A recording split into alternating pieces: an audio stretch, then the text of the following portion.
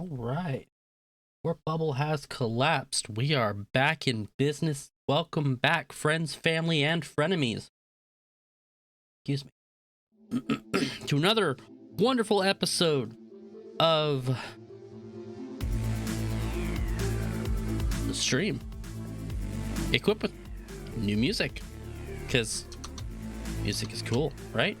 At any rate. Got a couple things I'm doing in the background here. Done a lot of back-end changes. Some of them may not be specifically apparent right this second. I've done a few other things. This isn't. I wonder if it didn't save from. I might have done it on the website. Let me make sure my title is updated. Once again, it's the one thing I didn't check beforehand. Yeah,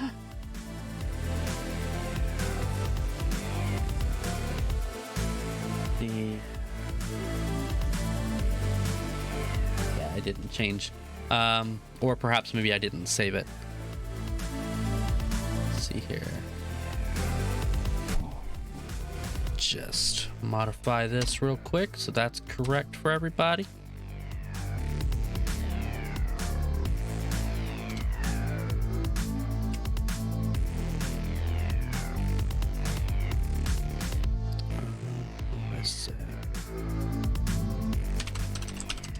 I think that's right. All right. There we go. Okay, so like I said, a lot of stuff happened on the back end, including hitting a little bit of music, hitting a little bit of just trying to spice things up a little bit, trying to do something different, if you will. We've got, it's a light day, so not a lot of news, not a lot of things going on. We did a little bit of Explo at the very end of the night, and for those of you that stuck around, you know what happened. For those of you that didn't stick around, you're about to find out, because it was pretty good stuff. Pretty good stuff, not gonna lie. So we'll get into that. See how it all looks. And by the way, if any of this stuff's a little bit too loud for any of you, just let me know if it's too loud or whatever. I'm still actually adjusting volumes up. Excuse me. And managing a few things on the inside. So definitely give me a shout if something is amiss, if you will.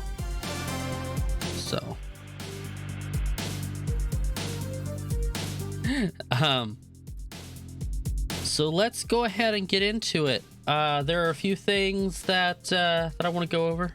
Is the music a little loud? Okay. I can turn it down just slightly. Let's see if that helps. Oh, that bottoms it out entirely. I don't want to bottom it out entirely when I talk. How's that? Is that a little bit better, Misa?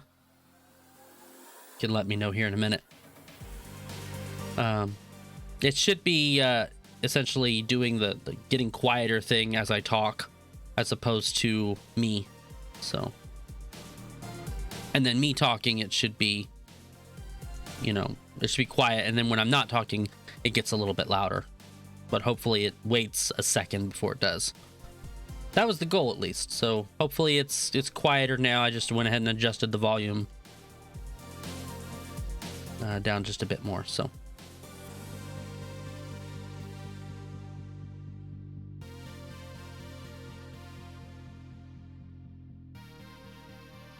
Does that seem good, Misa? Massive up, yeah. And I may have to just tweak it just a tiny bit more. There's plenty more that I have to actually. It's gonna take a little bit to fine tune.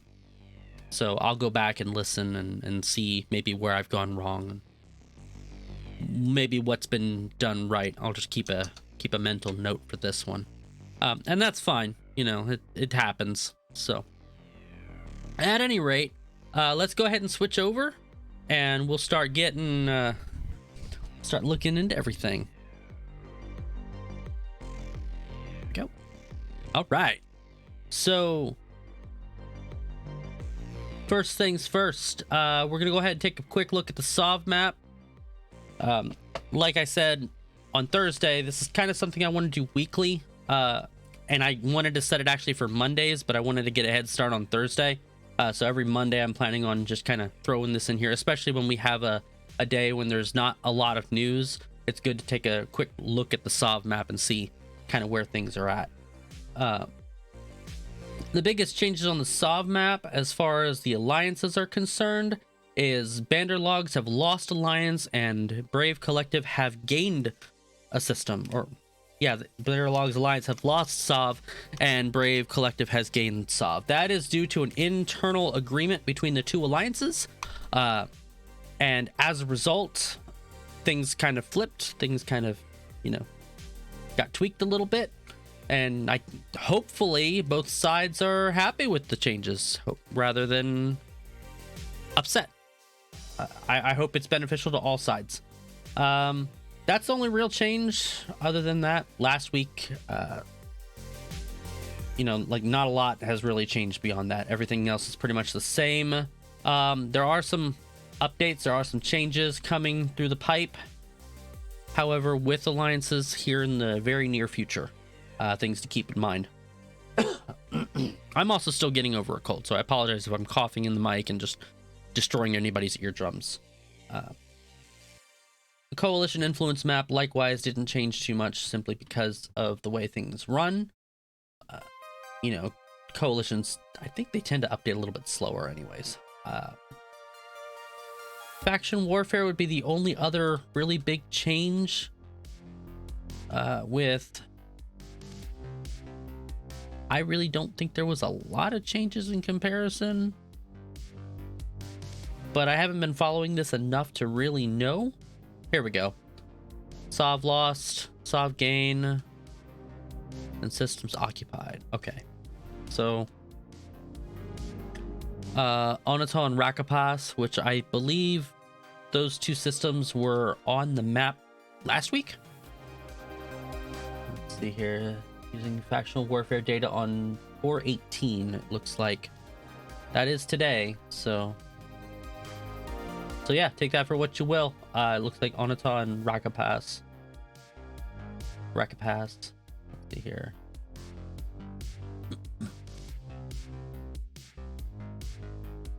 So Galente gained probably these two systems right here, if I had to guess. Citadel and Black Rise, so this was the Citadel. This just like be theirs.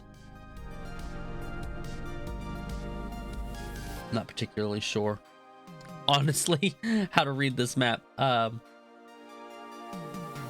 Friendly contested, non-warfare, sovereignty changed here. Okay,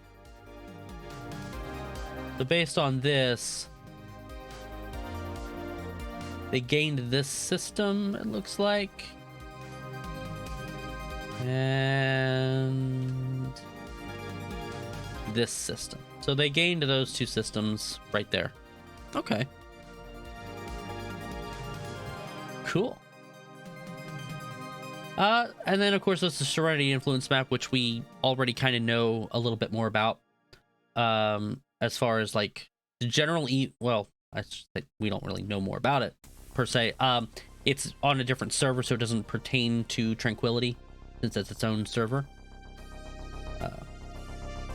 But yeah, so that's pretty much it for the SOV. And I forgot to shut this down. Give me just a second. There we go. All right. Give me just a second. Still fighting with that. So normally the next thing I got for you, the next two things, come from Reddit specifically. Normally I don't scour the Reddits for news and information. It's not particularly my my flavor of news. However, this one in particular ran across my Hollow feed, if you will.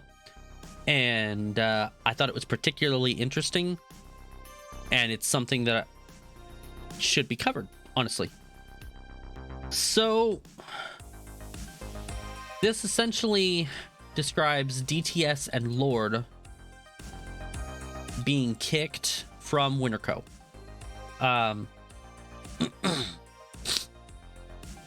Now, to my knowledge, Lord have been a part of Winterco for quite some time. They talk in here about a lot of the specific details. This was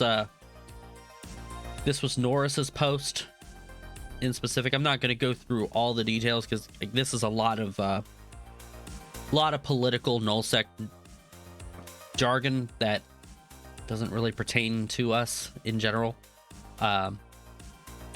He goes on to list various things about various other alliances. I did read it in depth and in detail, but it's not specifically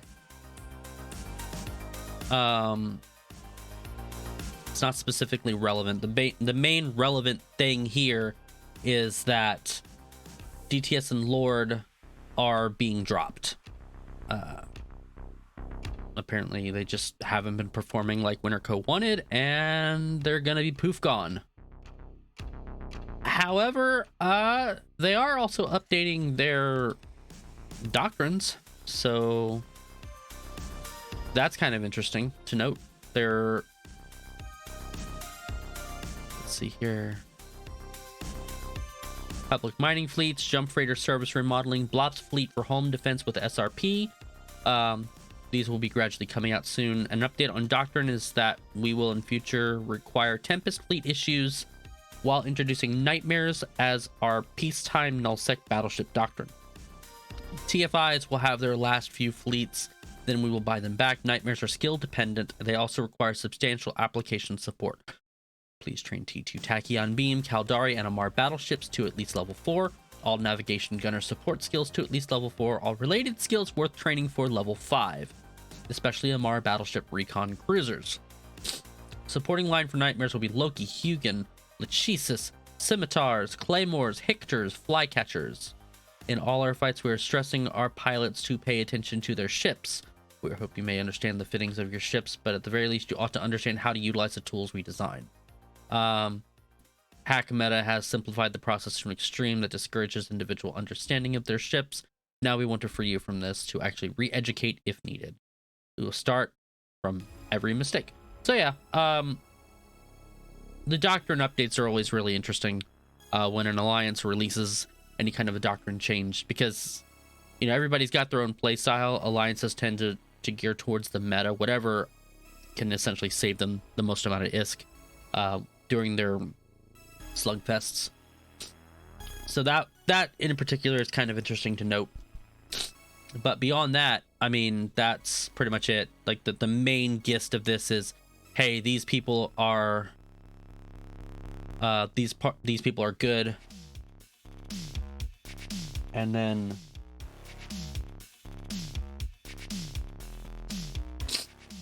our trio alliance partner, which are DTS, Lord, and Blades. This is talking about their founding. So they're kicking Lord, or they're kicking DTS and Lord, but they're keeping Blades at grass. Go figure. So for whatever reason, it's not really Winterco if you don't have your original 3, I guess. But I don't know. I guess whatever. The other big piece of relevant news is that the Bastion Alliance is closing. Carneros is actually closing down the Bastion Alliance due to real life issues. They're closing doors, finding homes for members, and joining Goon Swarm with a remaining corporation under Carneros' leadership. The reason is he took a new job with a lot of responsibility, and his first 3 weeks in have shown it's not viable to lead an alliance and do his best work. Real life always comes first. So there you go. That's pretty much it for the news. Like I said, I know it's the news came from Reddit this time. There's realistically, that's like I said, that's not really something I'd prefer to do, but it is, in this case, it's something that ran across and I ran into. So I was like, we need to talk about that. So, you know, what are we doing from here? So I'm going to be trying, first I need to get us to Jeddah. I'm almost there. And once I get us to Jeddah, I need to take care of the precious cargo.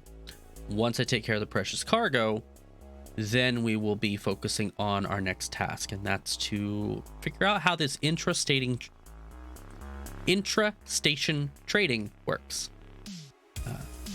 You know, I've been talking to a couple of you for a few episodes now, a few sessions now about it, and it is something I've been wanting to try, but it seems like I just didn't really have enough time to do it, or I was in the middle of other things.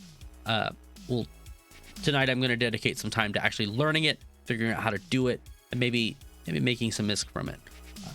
And that's kind of the goals. That's what we're going to kind of work out and establish here now.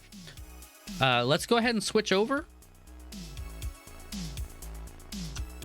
Boop.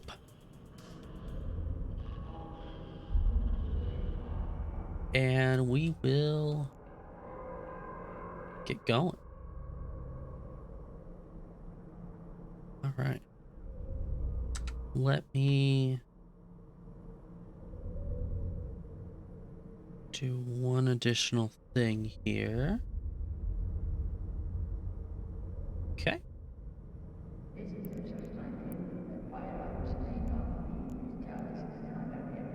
All right.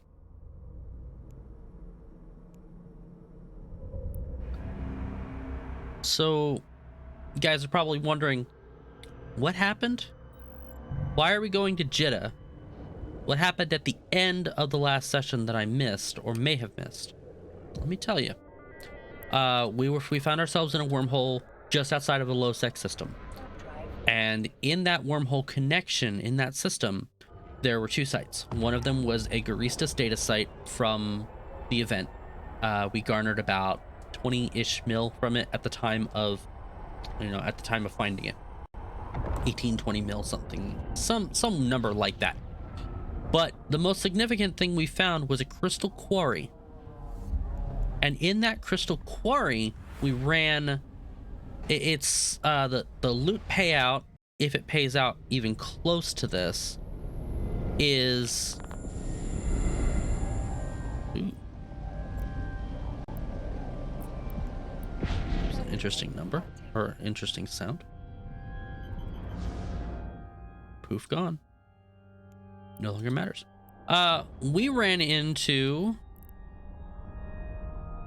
somewhere around the number of about 80 mil ISK. So this is one of those cha-ching payouts I was talking about in wormhole space. You know, you find a crystal quarry, you make quite a bit of ISK just from that alone.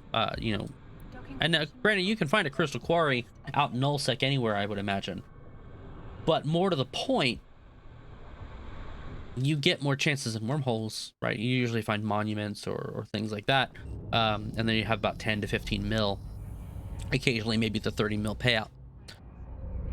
But in this case, you know, we got quite a bit more. So, looks like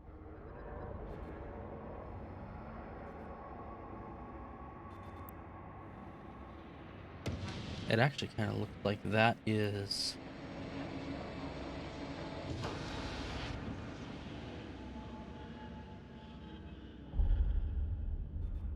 not centered correctly.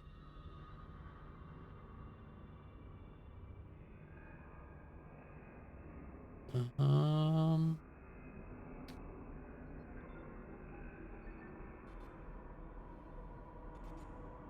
guys will have to give me just a sec, because it does look like it's smaller than it should be.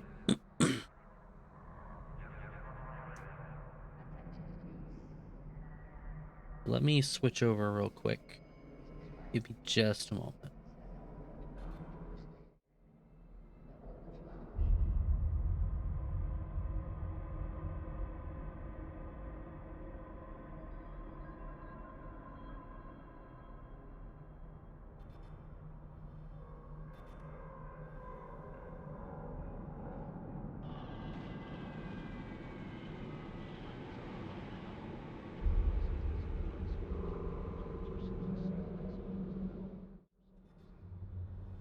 Okay, there we go. Sorry about that. Thankfully, that was an easy enough fix. Like I said, I'd been working on things in the background. So not everything, I guess, got moved over the way it was supposed to. I apologize about that. But hey, it's fixed now. So it's all good. Yeah, it should be all fixed now. Give or take like a very tiny bit, but it should be all right. So as far as our payout, here's what we're looking at. We got a couple of blueprints. We got a whole lot of loot. And if this all sells for this amount, great. If not, I mean, it's not a big deal. 101 mil. The first thing to note is that these overseer effects, they're not going to sell right away in Jada. We'll have to take them to a Concord station in order to sell.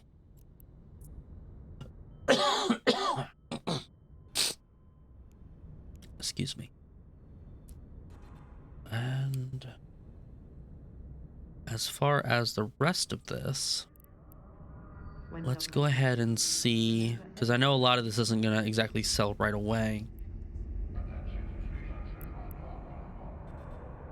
Power circuit. I guess it's also worth it.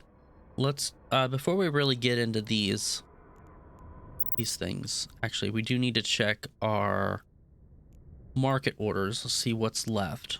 0-point condensates and artificial neural networks. We managed to buy some tranquil electrical filaments in Samela, so that's cool. Perhaps maybe if we get back there soon, we'll go ahead and refresh that order. Everything else sold, so that's good. Even some stuff in Amar recently-ish. Well, not recently, but recently enough, I guess. So we're good there.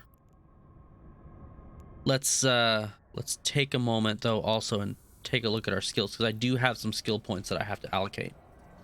So let's actually go over those real quick.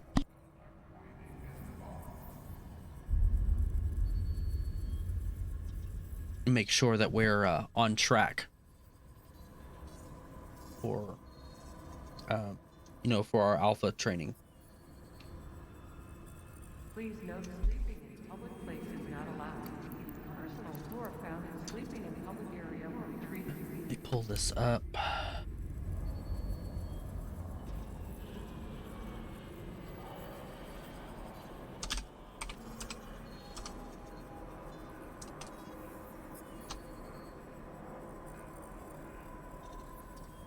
Skills. Today's pirate activity seems higher than Let's go to armor. Sure. Grades 4 missile bombard. This processing should be. Yep, mining upgrades 4. Let's see what mining is already at 4. So that's at least good. We can get reactions to 1. We can get reprocessing to 3 and salvaging to 3.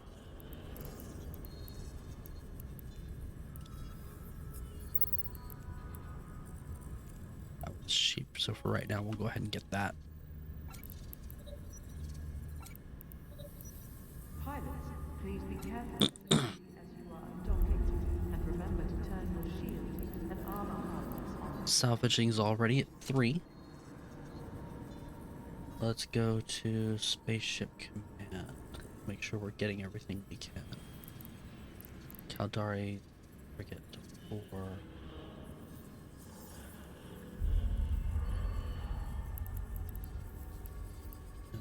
Destroyer 4.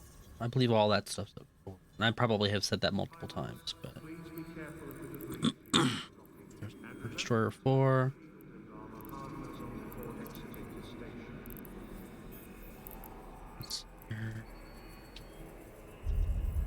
Amar hauler, Caldari hauler, Galente hauler.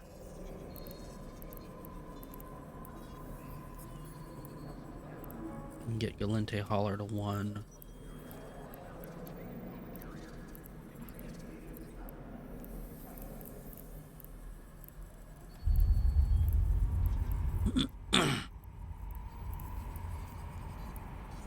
Go ahead and just now. That way they're there.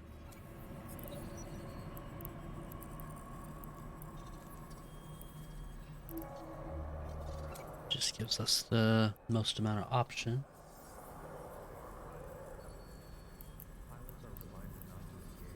Spaceship command is already at 5, so which just gives us a bit of an agility bump, so that's not too bad. Galactic cruiser.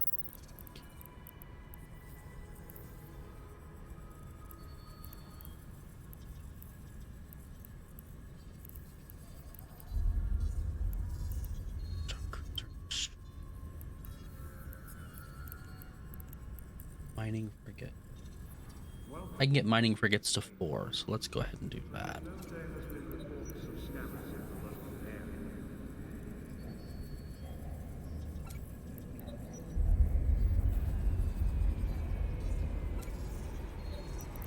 Okay. Go ahead and apply these skill points. Skill training complete. Okay, cool. Hey, that's awesome.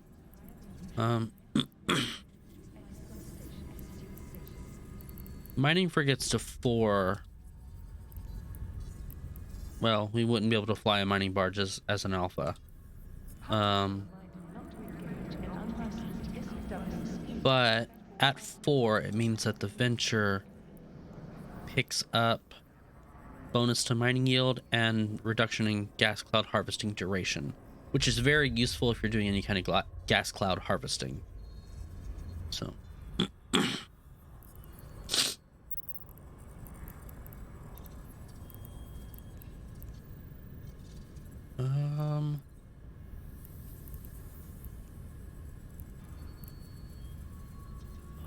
So cruiser 4, I can get that to 4. I believe the battleship is 13. Okay. I think we found out that trade was done. Worker relations, 2 marketing, 2 and trade at 3. Yeah. Retail being the only one that gives us more orders, so we can have a little bit more to work with. Social, we don't need as much. Let's do shields.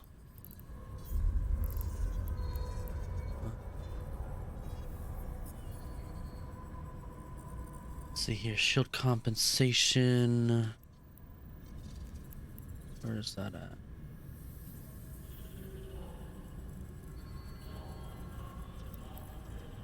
There it is.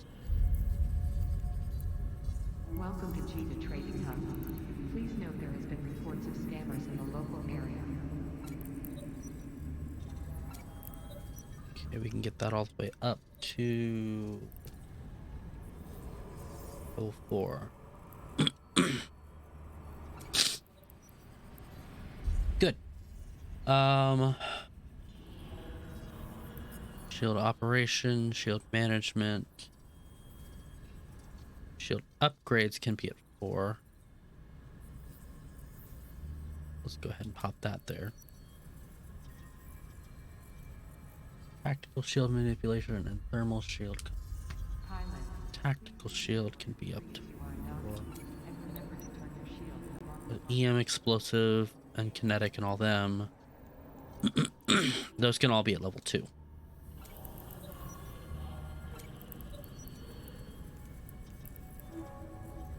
Just drop those wherever.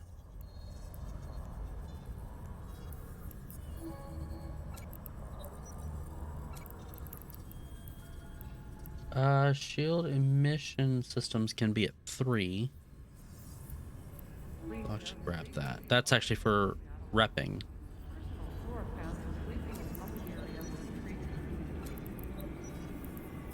Where was EM, thermal, kinetic? There's explosive.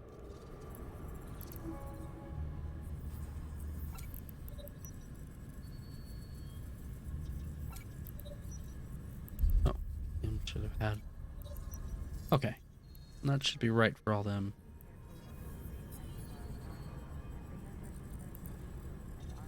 science can be at level 4, which already is, which just helps us to copy.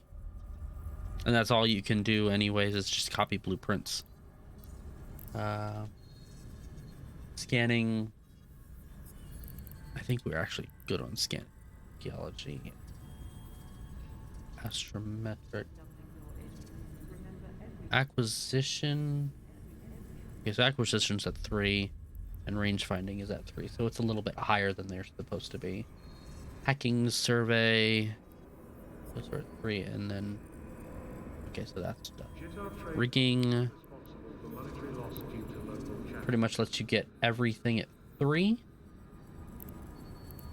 Literally everything at 3.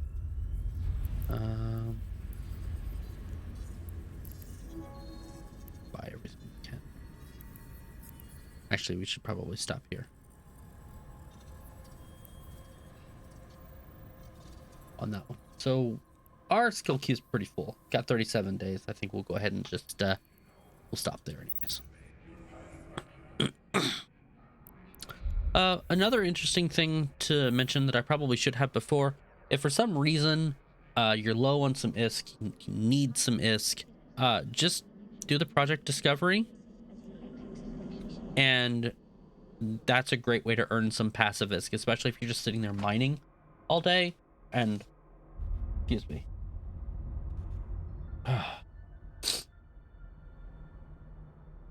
cold was kicking butt, I'm telling you. But it's a great way to earn some passive ISK, especially if you're out there mining or waiting while you're gate camping, or you know, whatever you are doing. In our case, I mean, like, even if you're waiting for the markets to roll over, right? Like, that'd be good. So let's go ahead and see what we can find here. Here's an overclocker with 10 mil.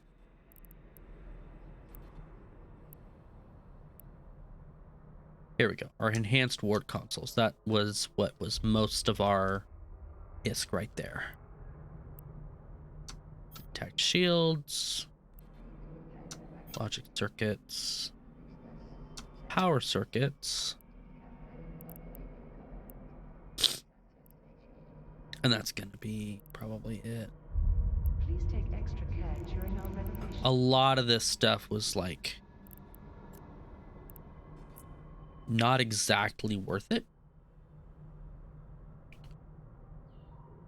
So we'll see.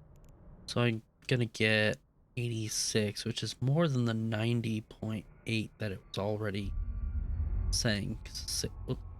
Sales tax took out a pretty hefty chunk. So we could either just sell it here directly, which would still get us quite a bit. As we can see, the power circuits are the only ones that are giving us like 9.1. Or we can kind of look and see if there's maybe any kind of better deals. So we can just quickly glance through the market. 380 on the power circuit. You know, of course, that's assuming that it sells. Okay, so here we go. 298, 299. So not really that much of a difference. This one right here, the enhanced ward console, which is the one we would probably really care the most about. You know, there's 200,000 ISK difference. Not a whole lot, and it's already even still up in comparison. But it is a lot different than... Yeah, it's not that much of a difference, actually. So realistically, we're probably in a good spot here. With the overclocker being the only one. Yeah, that's the only one. But even that's still a pretty fair deal overall. So we're going to go ahead and just take this particular deal. That gets us the ISK in our pocket right away. And we don't have to worry about, you know, fussing over anything else. Let's go ahead and grab all of this. This is supposed to be 4.6. So we spent, you know, 86. minus 7 mil. This is another 8.6. Let's see what the cell does here.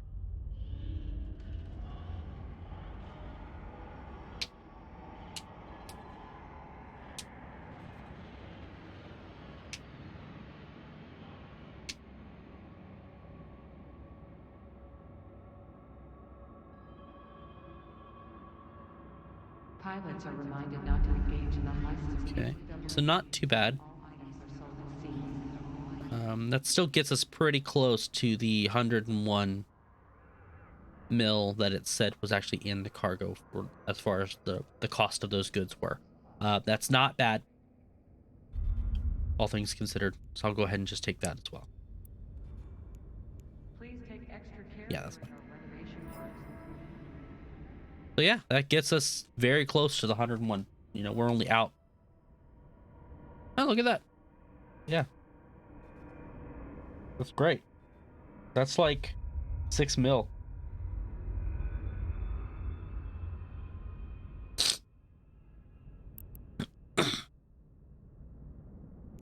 When something goes missing, remember every So that's one of those kinds of payouts that you really want to be out on the lookout for. That right there is what makes exploration so lucrative. Obviously, it's a time investment.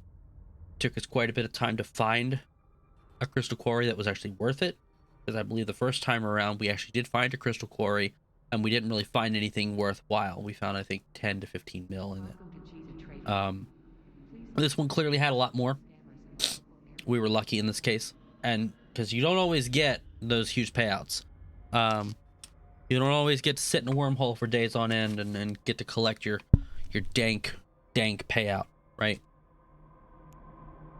So that's just how it goes sometimes. But now at this point, we're going to look into something a little bit different, perhaps maybe even a little bit easier for those of you that are looking to ISK up quickly. It may or may not be efficient. Excuse me.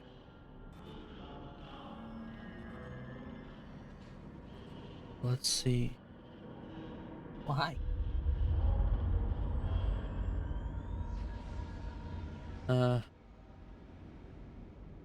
I have me, a little stalker.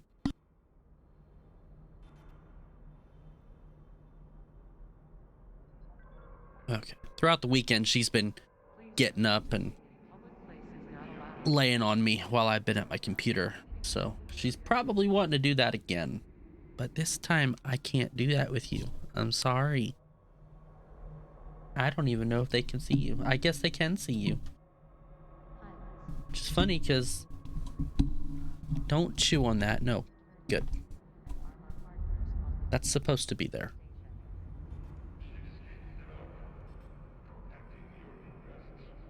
Don't chew on that either. Go on.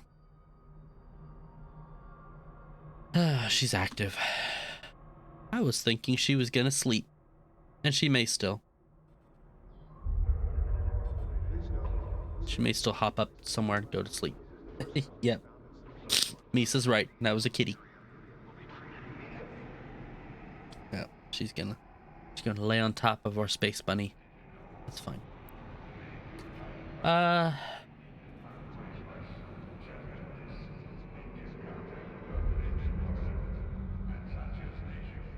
See here.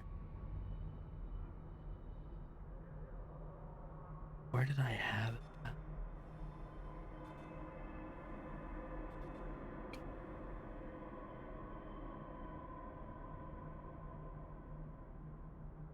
Please take extra care during our renovation Was works. it Isaac you buy back? No, that's something different.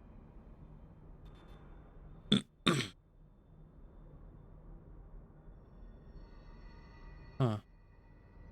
I know I had it.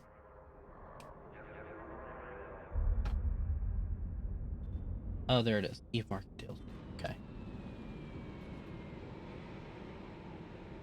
Cheetah Trademark is not responsible for monetary loss due to local chat scams.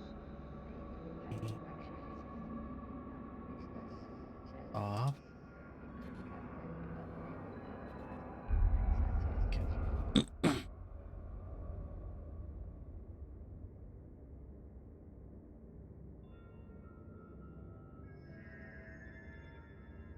forecast. Pirate activity seems higher than usual. So I'm just reading this right now to try to see and understand exactly how that works. So they're taking into consideration increased taxes, select their accounting skills from level 1 to 5, or not trained, and taxes are reduced accordingly. Your accounting skills, and they will calculate taxes and potential profit based on those skills. So, for example,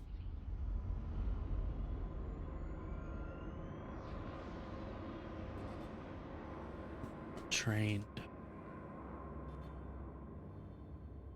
Okay. Best tax rate when searching for the best deals. Okay. Let's see. Let's see if it works. Pilots are reminded not to engage in unlicensed SW schemes and that all items are sold as sealed. Options. We're only doing security. Show regions. Show station name. Don't show bulk orders. And what was our accounting level?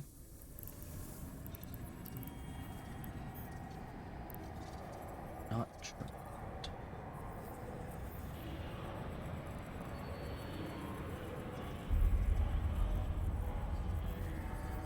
Okay, so I could probably not buy that.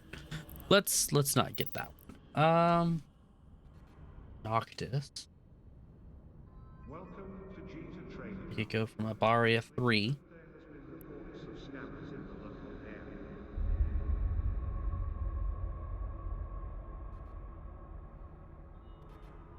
So if I'm right, if I'm understanding this correctly, let's use Eve Marketer here to understand exactly what it looks like. The Noctis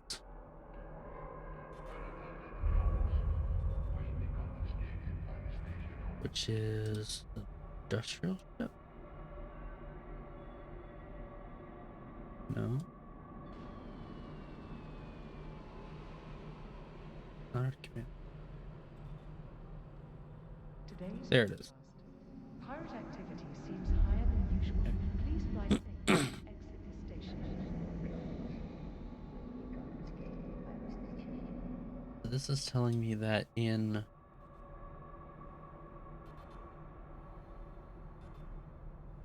Derelict.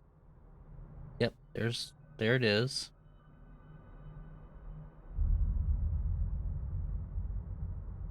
I can buy it. Or I can, yeah, I can buy it here. And then I can sell it in Jitta. Okay. So how big is it? It's 270,003. What is it? Package 20,000. So we would have to have a ship that actually would be capable of doing this. So now I'm at least understanding it correctly, because it always mixes. I always get mixed up when I see the sell price and the buy price, but that sell price is what I'm buying it at, and the buy price is what I'm selling it at. Which is, I always get a little bit mixed up with that. Always have. But even still, we're gonna need a ship that can actually handle that. So, first things first, let's find us a ship. Our best option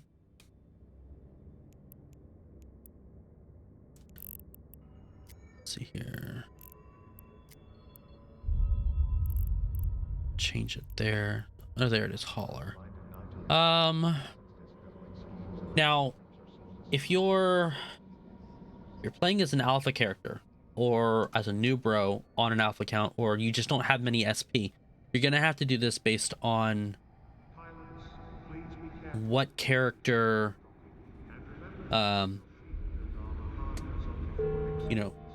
Skill training. oh cool, essentially what you can actually manage to use. So we'll see if we can fit something out that actually works in our benefit. If you're doing Amar, for instance, you're looking for something that does, let's see, the sigil is your quick one. Your bestower is your bulky one, I believe. And I believe if you look at the between the two, yeah, the bestower actually has more cargo hold space in the beginning. So your bestower is probably the one you're gonna want, like if you're doing Amar. Caldari's kind of in the same boat. You've got the Badger and the Terra. Of the two, you're gonna want, I think it's the Badger. Nope, it's the Terra in this case. Galente is a bit of a different beast because they have a ship for everything. So like the Cryos holds minerals, so that's refined material, refined minerals, as well as ice in this case. Epithal holds planetary commodities. They also gave the Epithal a place to hold. Let me see if it's in here. Command centers. Right, so you can hold 6 command centers. Each command center is 1,000 cubic meters. So it's great to see that. This is essentially for anybody doing PI. That's really all it's used for. And we can get into PI at a later point. It's more of an advanced thing. It's actually not something you can do as an alpha. I do recommend if you are a new bro and you have an Omega account, train up your PI, planetary industry, because it's a very quick and easy way to get some passive ISK. You do need a bit of an ISK overhead to gain it, but if you're doing any kind of asteroid or moon mining, you're probably going to get that fairly quick. Miasmos, same thing, mining hold capacity, so that's raw ore, things like that. Neris is cargo capacity. That's your cargo ship.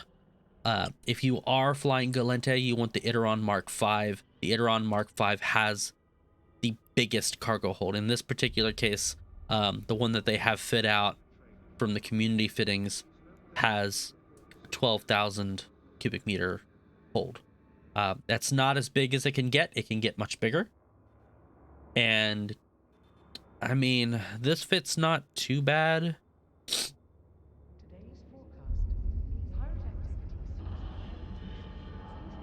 And by the way, I know it says that you could fit a gun as opposed to as it shows with this turret hardpoint. It's not worth it. You're just wasting ISK. Because honestly, if you get caught, you're gonna die. It's just that simple. Minotaur's in the same boat. They've got the Herder, which is ammo and gas now. Apparently, it just used to do ammo. The Mammoth is your cargo, and your Wreath is also cargo. I believe the Mammoth is your high capacity one. Yeah, the Mammoth is the high capacity. In this case, we're going to use an Iteron Mark V, and we're actually going to deck this out ourselves. So what kinds of things would you be looking for? Well, so glad you asked. So very glad you asked. So first of all, we're going to look at mediums. We're going to look at low slots. Right now, we've only got access to about 6,000 cubic meters. We need more. So let's go. Excuse me. Gonna want to go to expanded cargo holds. And as you can see, as you bring one in, and as an alpha, I believe you can fly. Yeah, you can have the tech tubes. So like,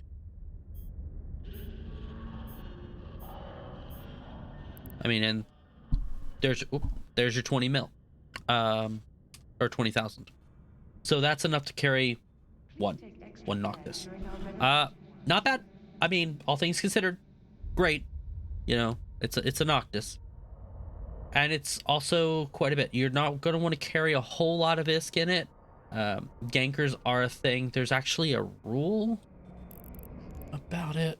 Let me see if I can find it.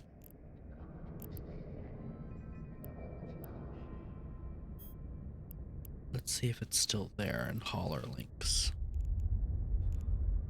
Pilot, please be careful of the debris as you are docking, and remember to turn your shield and armor hardeners on before exiting the station. As an alpha, you wouldn't be privy to the cloak micro warp drive trick, but it can also garner you a lot of ISK early on, and you could possibly, if you do it right, you just like anything else, you might actually make a lot of ISK real quick. Let's see here. There's the trade route map. So if you're doing intra-station trading, you might consider looking at the New Eden highway highway map. I think this has been updated. August 2020. I believe so.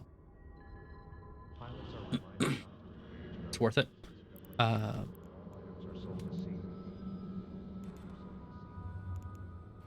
See here. There's courier size and ship chart on this. Let me actually see what you guys can see, because I'll show you what I'm looking at here. So this is their hauler links channel. Spelled just like that. Hauler links, capital H, capital L. And you can go in here. It's a public channel. And they have links to everything: base rate calculator, ETH Prizal, ETH Marketer, .lan. If you're looking for things, this is probably where you want to go. In this case, we'll look up the ETH Uni hauling page. There were here we go, avoiding ganking. These are kind of general best practices. Don't fly when war deck, don't fly AFK, fit your hauler well and use the right ship, don't haul expensive cargo in a flimsy ship, know your route. You know, if you fly AFK, it's the #1 way that you're going to lose your ship, and that's very true because of how autopiloting mechanics work. The more EHP that you have, though, the harder it is for the attacker to blow up your ship and steal your stuff. In case of low null security space, a warp core stab. For T1 industrial ships, you want to fit as many medium-large shield extenders into the mids as possible, while shoring up their weak EMP thermal resist holes using multi-spec hardener modules or shield resist amplifier modules. A poorly fit T1 industrial hauler will have 4 to 6k EHP, and a well-fit one can have 10 to 20k EHP without sacrificing too much cargo space. So those are all things to keep in mind.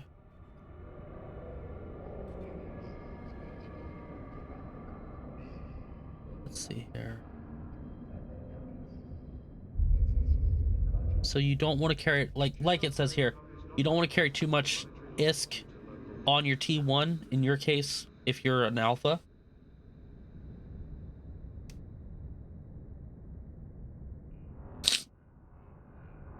You're going to want to look at 50 mil is what they're saying is the mark.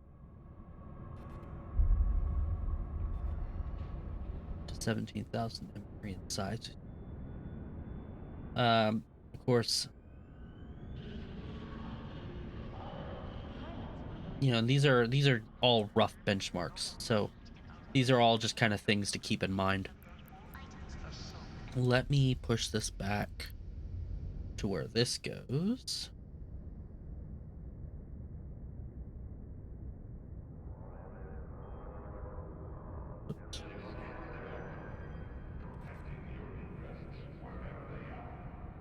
So now that we have a rough idea. Welcome to Vegeta Training Hub. Please note there has been reports of scammers in the local area. So we're talking about EM and thermal resists. We're looking at shields as well. There's a couple different ways you can do this. We're already at our 20k that we need.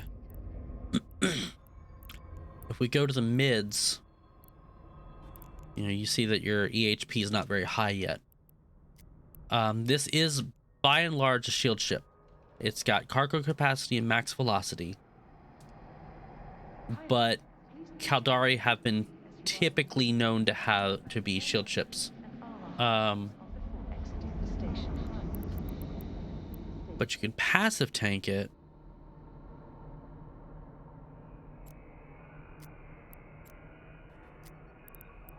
There it is. Start with larges. That doesn't work. Get it mediums. And for most, like see there, I can't use the shield extender 2s because I don't have shield upgrades 4. However, I can get the regliths. 4, 5, 7, 8.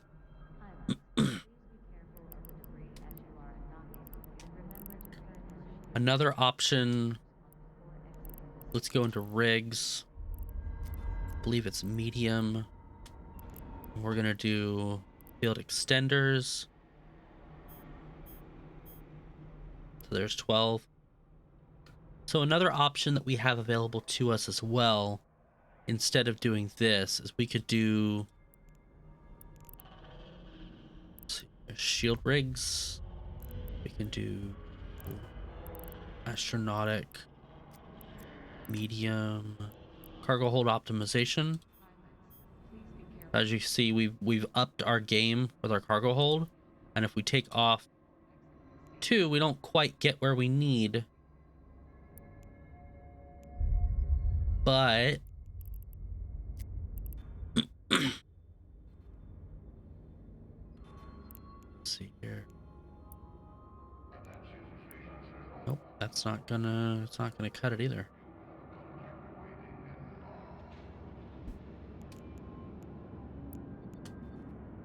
So our best bet is probably going to be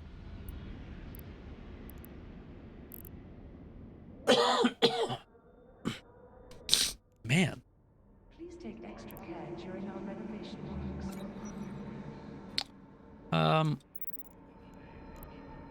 And also if you need ideas, we can utilize something like, where was it? The Eve workbench, which I may not have saved yet.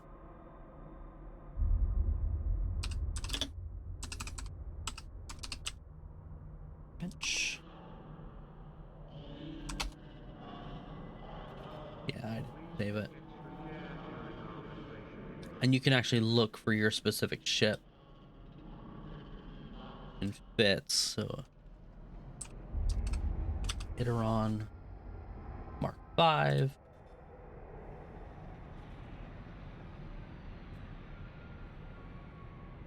And then you can find, like, there's a cargo Iteron worth 66 mil on the site right now. Zukute, I think I said that right. Looking to haul a, well, right now at least, just looking to build a hauling ship. We've got a Noctis that's a few jumps out in Abania. I need to see how far out that is actually. Did I spell that right? Abaria. Okay.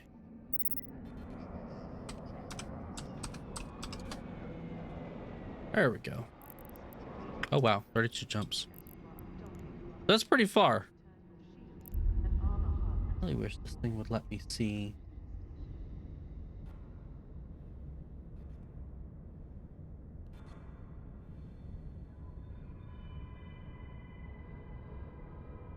So basically I'm just trying to look to see like what would allow us to find decent deals and then how to haul things from there to do some you know, to kind of get some ISK, if you will. In this case, if I were to do shorter, it would still be 22 jumps and it's still through low sec, so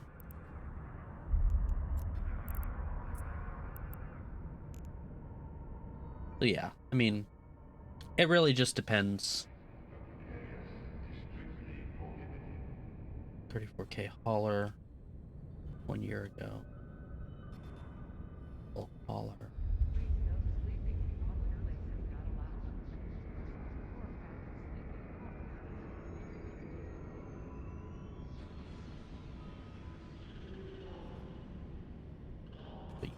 Okay, that's fair. Recommend fit cargo extenders. Yeah, that's fair. I mean, I took them off anyways. They didn't really work in that regard. And I'm not really looking to fly anything expensive. It's more or less just what can we grab within a reasonable amount of, we want to keep the ability to haul along with and the ability to make some ISK through the hauling, along with at least a little bit of security. So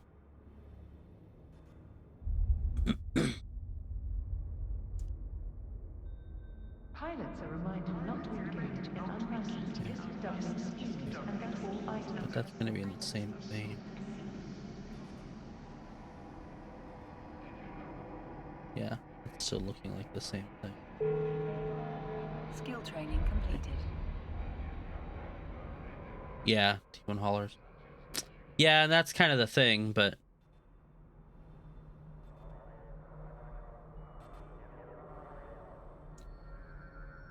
kind of hoping there was something a little bit easier to get into rather than just, oh, hey, I've got to be Omega for this.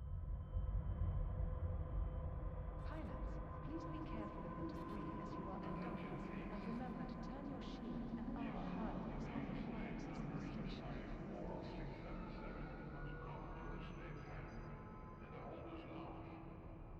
Oh, okay.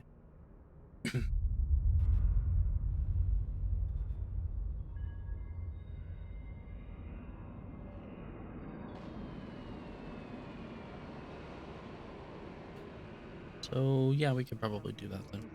Remember, every issue has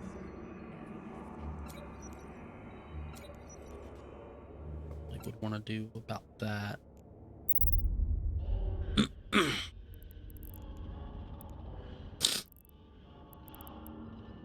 Jitar Trade Hub is not responsible for monetary loss due to local chat scams. There should be some passive.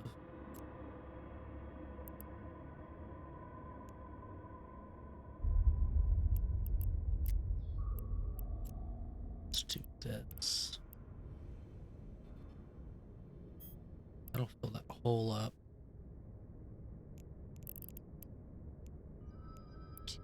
Fit that. There we go.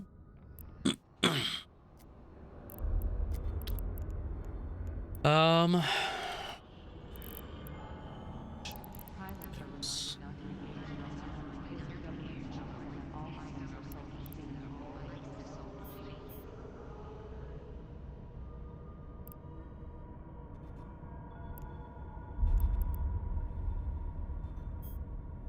Okay.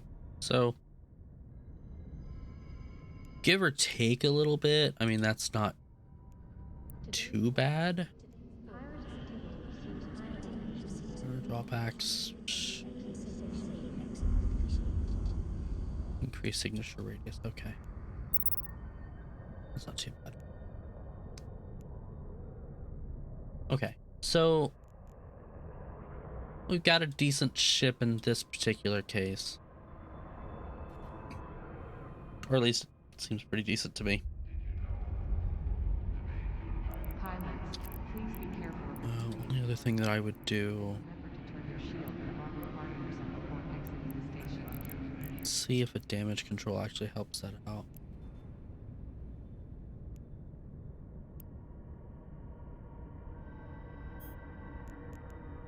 Okay, it does, so at least brings us into the 60% range, so that's not too bad.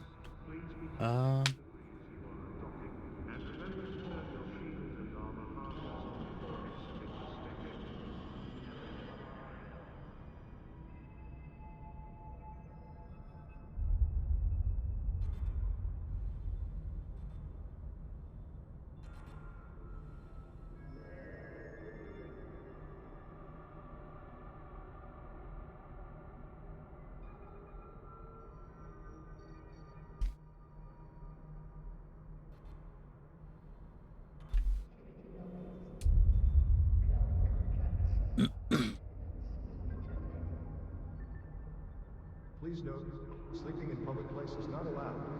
Persons who are found sleeping in public area will be treated immediately.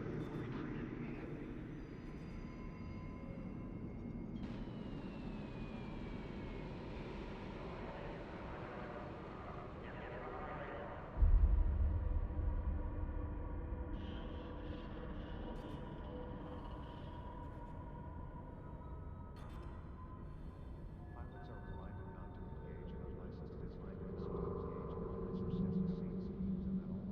seats, and that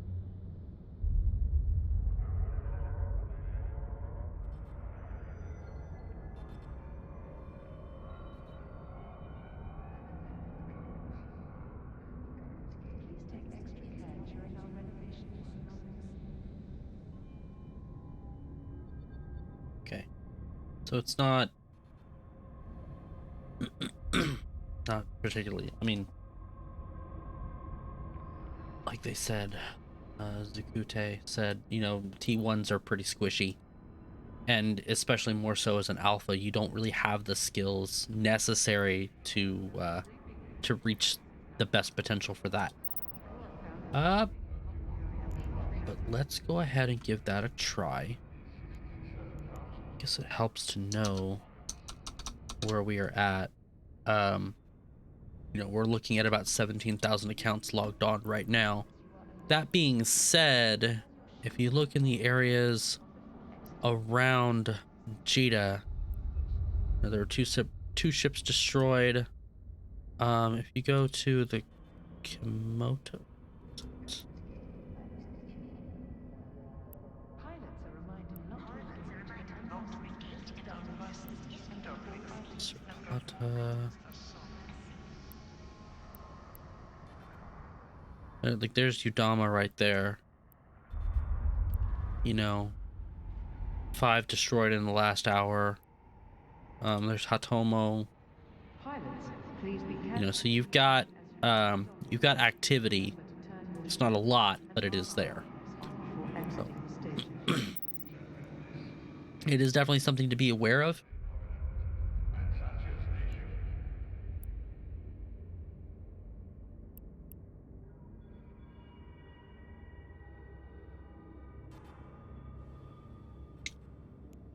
Go ahead and pick these up.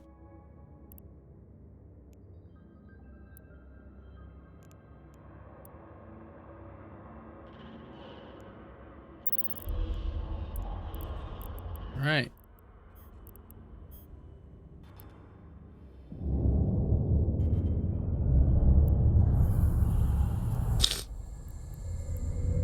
Pilots, please be careful of the debris as you are We'll go ahead and give it a name. and armor hub. What do I want to name it?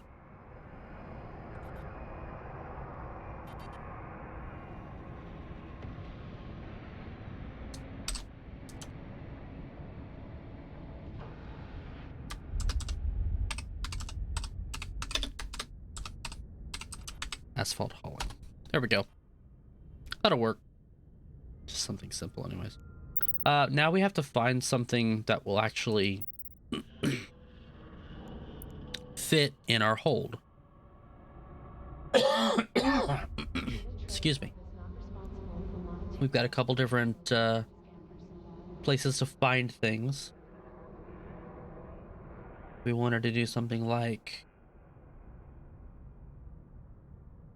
here, like there's small disintegrator specialization in Stackmon, supposedly, and best price would be in Botane. So we did Stackmon.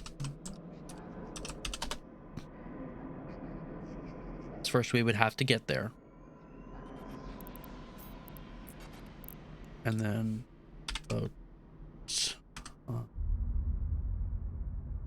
Please take extra care during our renovation works.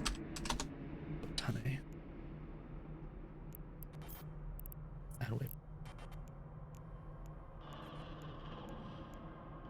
About 8 jumps. But it's not too bad. We'd have to get there, check it out, get it, send it out. There's a hunt resistance booster. from Wrens to perimeter. So we could try that. In this case, we would have to get 2 Wrens.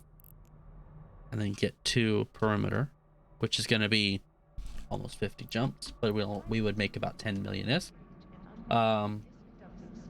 There's a Noctis and Mohas, only 7 mil. There's, let's see here.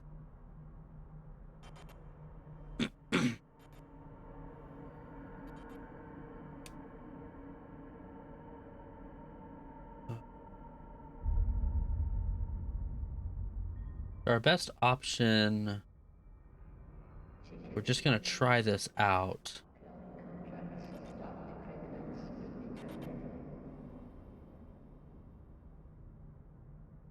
Pilots are reminded not to engage in unlicensed ISK doubling schemes and that all items are sold as seen. A lot of this doesn't really look like it's gonna get us a whole lot. There's 410,000 here, 2 mil there, maybe.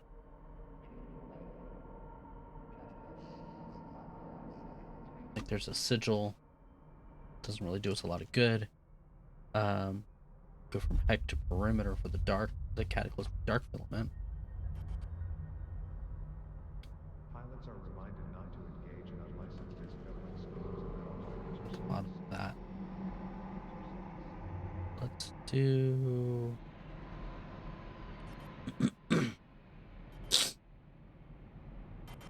Let's see how far Julia is.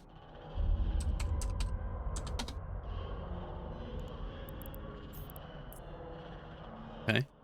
So 17 jumps, and then we would have to get all the way back to perimeter with it.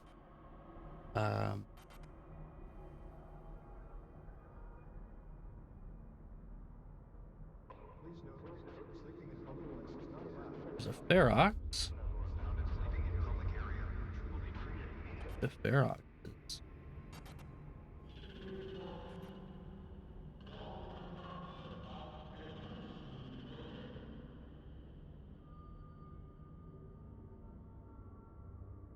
Please take extra care during our renovation works.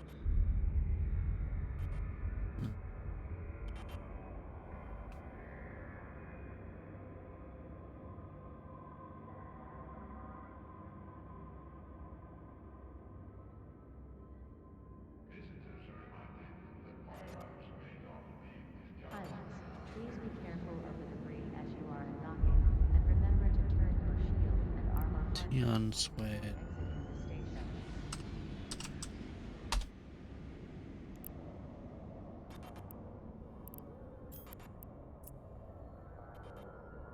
That one's 23 jumps out.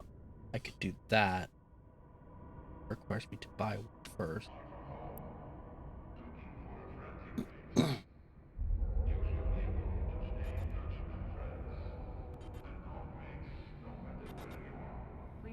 There's one from Dixie to perimeter.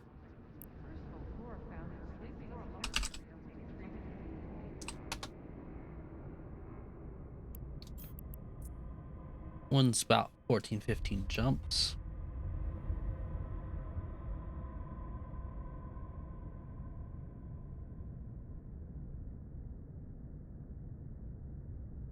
They don't overall seem to be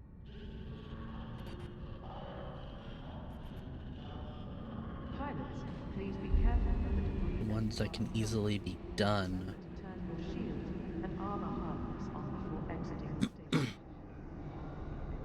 Let me see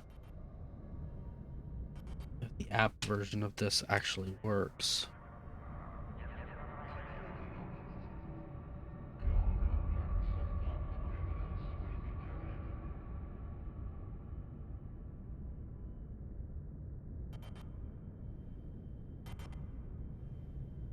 Pilots, please be careful of the debris as you are docking, and remember to turn your shield and armor harness on before exiting the station.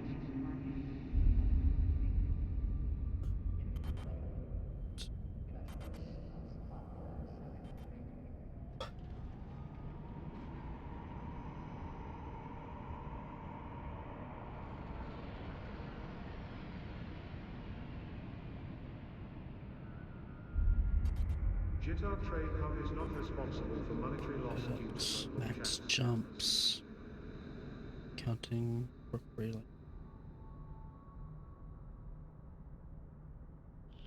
Okay.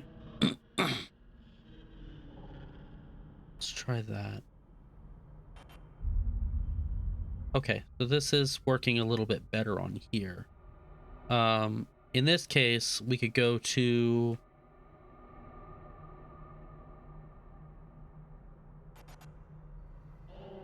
say there's some core axes and Malkin. When doubling your base, remember every So counts. let's do that.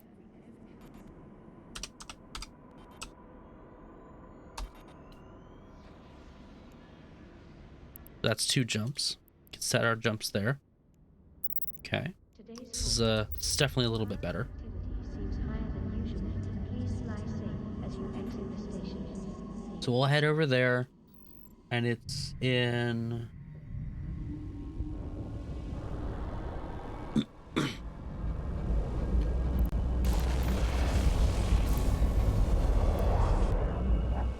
Warp drive Go. active. doesn't tell me station.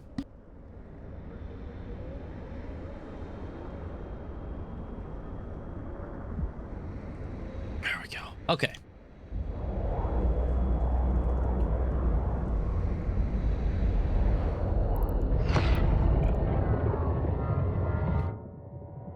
And we are off. Let's see.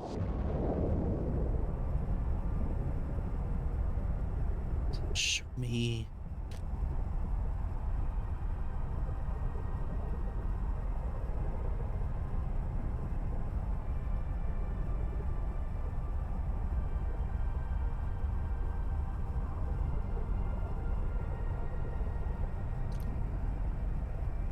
$45,000. It may not be able to do that. Let's see.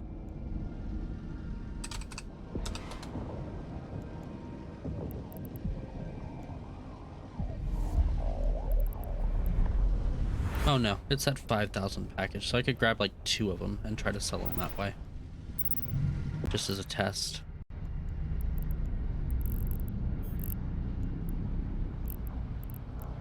Warp drive. And then we want to head back to Jita once we're done. Skill training completed.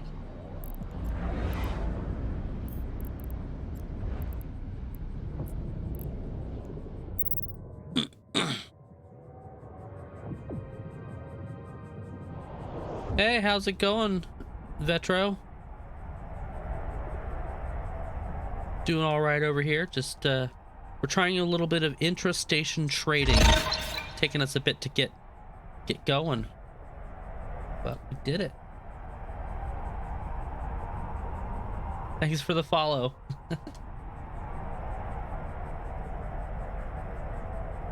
Oh, look at that. Stream Elements is even doing its job. So proud of that bot.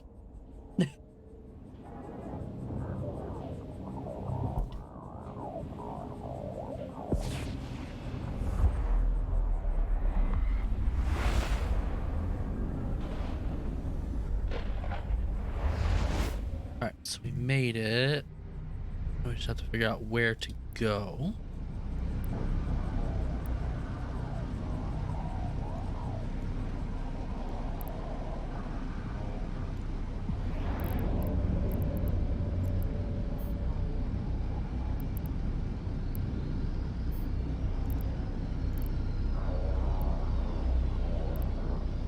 Should be in the right spot. Oh, yeah. Yeah, that was from the last game. Last time. I need to put that back on. I mean, we don't have any weapons, so you know, it's not gonna actually do anything. We should be in the right spot.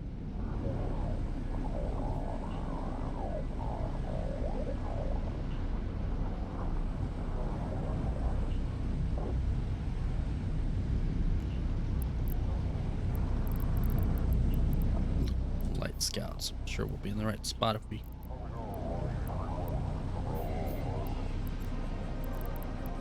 dock here. That'll work. Warp drive active.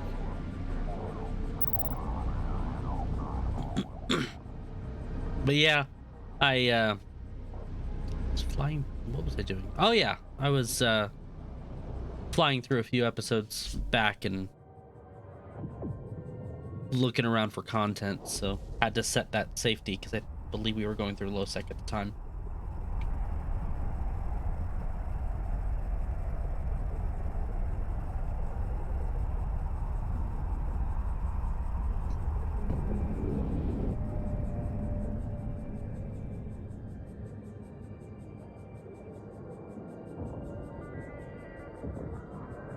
Okay, I see. Docking permission requested. Docking request accepted.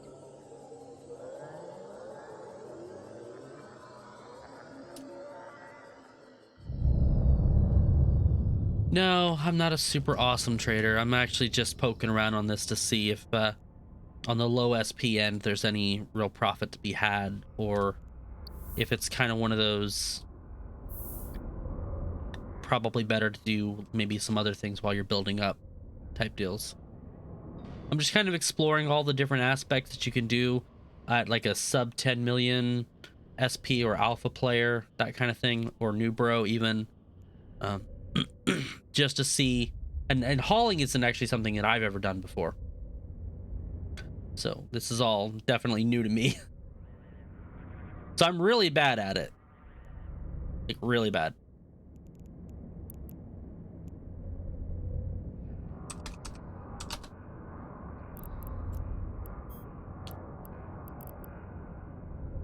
Yep, there it is. Okay, we'll be able to get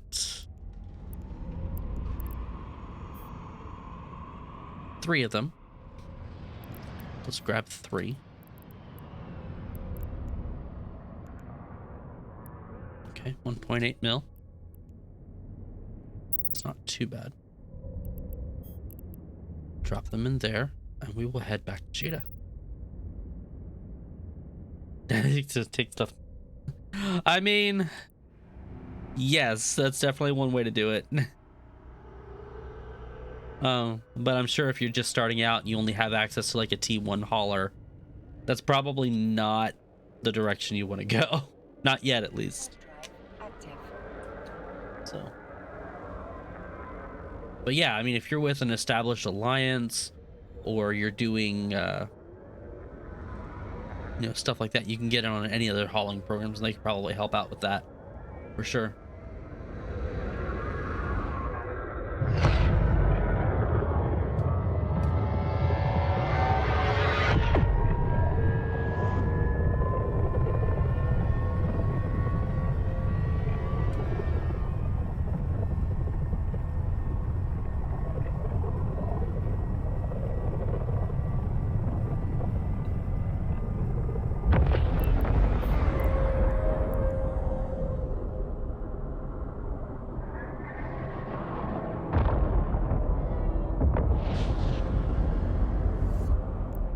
I've actually been playing the game for quite a few years. Let's see.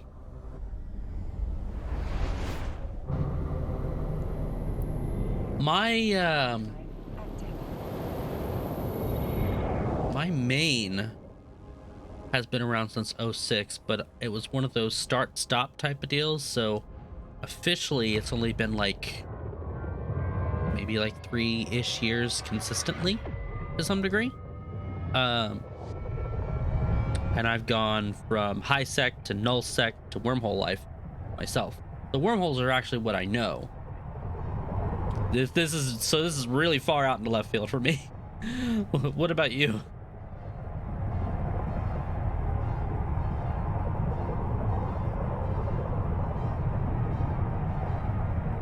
I knew me personally, I like the Explo side. Like I enjoy doing the data relic sites and just kind of slamming through that and getting those sweet payouts. A lot of people can do like the nullsec exploration, but I can't seem to do it. 1 month, congratulations. That's a good number. I mean, if you stuck around for a month, then you know, you've definitely found some magic in the game. Something that you really like, I imagine. But what do you like to do? What's your Eve jam, as it were?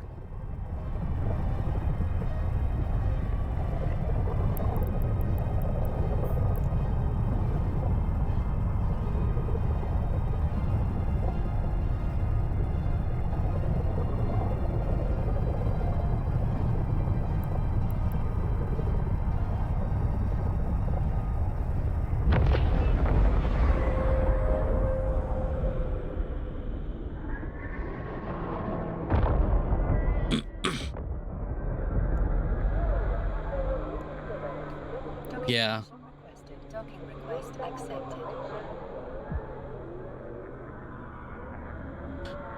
That is the biggest problem.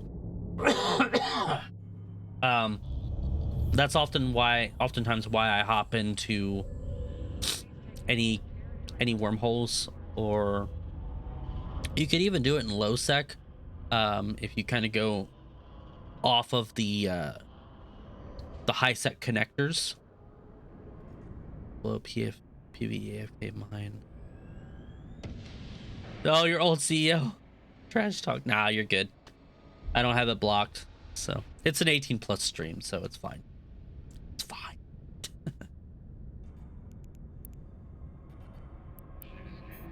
Jitar Trade Hub is not responsible All right. for monetary loss due to local Let's see. So we spent 1.8. There we go.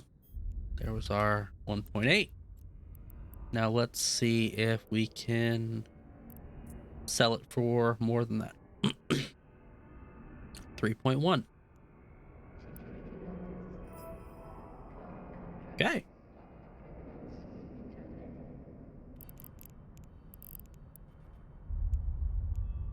Please There we note, go. sleeping in public places not allowed. Personnel who are found sleeping in public area immediately. So that effectively made us a little bit of ISK. So it's very viable, at least. Girl. No, this is my alt. I built this guy specifically for doing stuff on stream. Yeah. Pilots are reminded not to engage in unlicensed. All right. So let's give it a try then. Let's go for another one. See if we can find something maybe a little bit easier to haul.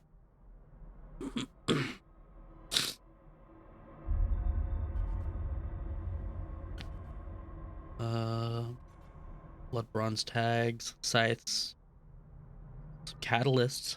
We could try to sell some catalysts. We'd have to go from Oipo to Jitta. We could do cap booster 800s, cap booster 400s, which would be a little bit easier on our Today's forecast. Pirate Zero confidence wouldn't make us anything. We could do an itty Mark 5. I have, by the way, thought about doing some content later on, some stream content later on down the line, with my main in regards to any kind of like wormhole PvE, or things like that. But that's going to depend upon a few factors, so we'll have to see. But for now, I just wanted to kind of get into some of this other content, some of these other things, and the intra-station trading has been something that we've actually talked about a few times on stream over the past couple weeks. So it's something that I really wanted to dedicate a bit of time to actually trying before I moved on to do anything else. Just to see kind of where things are at. Let's refresh. Okay. Let's look for...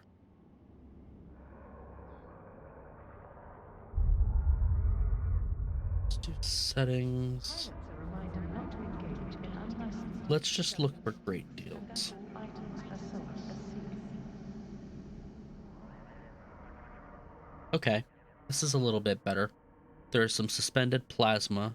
Pilots are reminded not From Ardent, sir.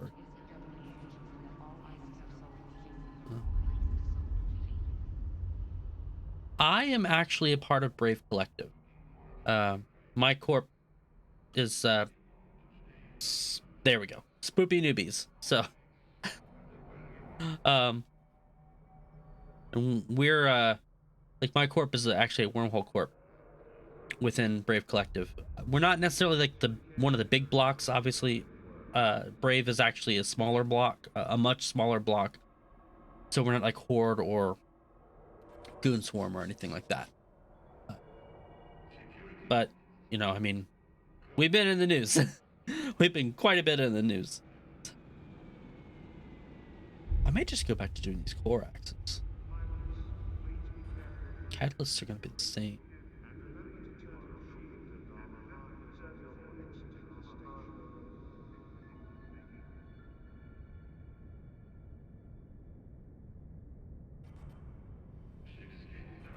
Let's do tomorrow. Welcome to Cheesy Trading Hub. Please note there has been reports of scammers in the local area. Let's see if I did that right. Yeah, okay.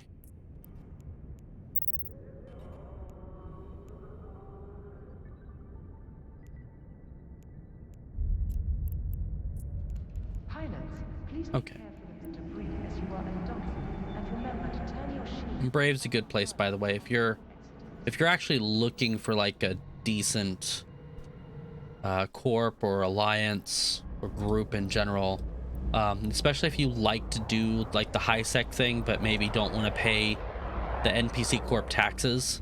Drive active. And I don't know specifically where you're at, but Brave's got a high sec group.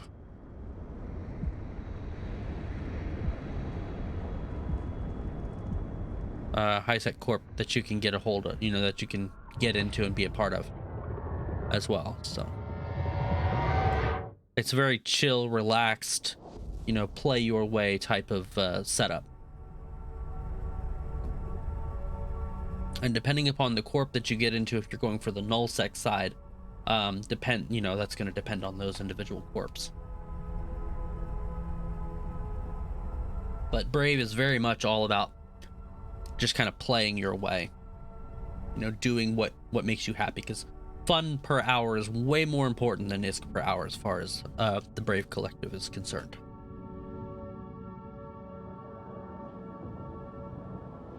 So, yeah.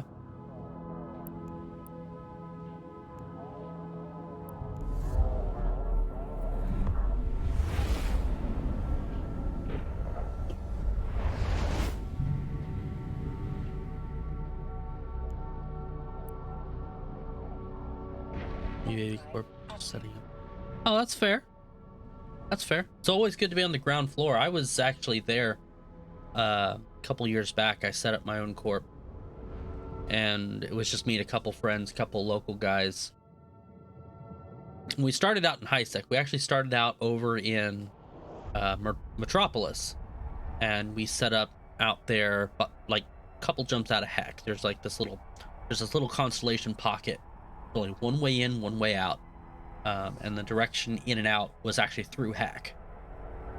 And from there, we started venturing out into low sec. So we actually started moving our operations so we could get closer to the low sec pocket that we were interested in,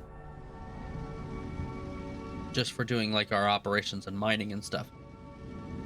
And then we were, let's see, one of our guys was killed in that low sec system.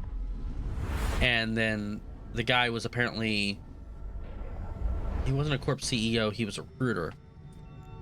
But he ended up recruiting all of us into nullsec, into a small nullsec alliance in the drone lands. And that's where my nullsec life really began. Oh, I'm in the wrong spot.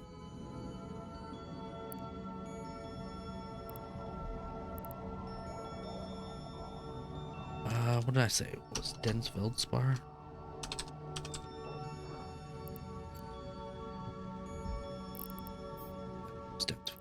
Yeah. Oops, that's not what I want.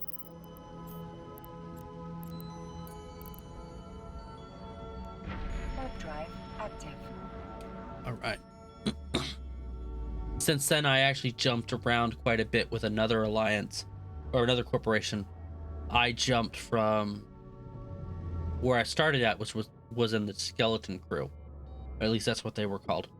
And then we jumped into Triumvirate from there, and then from Triumvirate we jumped into Vindictive, and then from Vindictive we jumped into Brave Collective, and I've been with Brave ever since.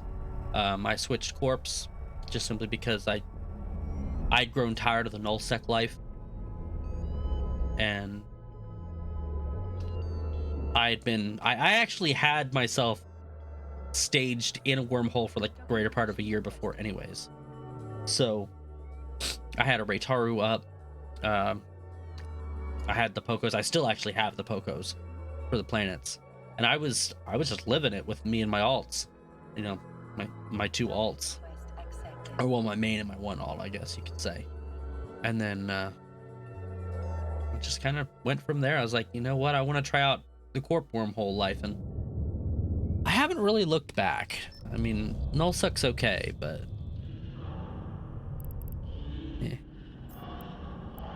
Okay, so we need to see volume is 0.1.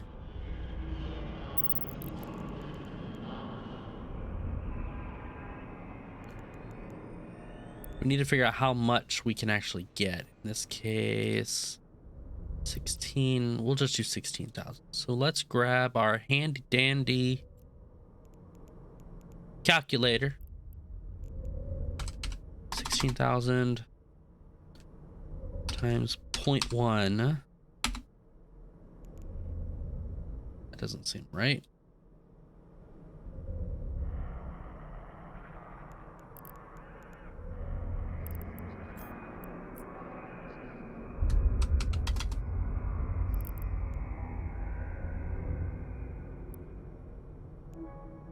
Yeah, that definitely doesn't seem right. Didn't think so. Okay, let's try that again.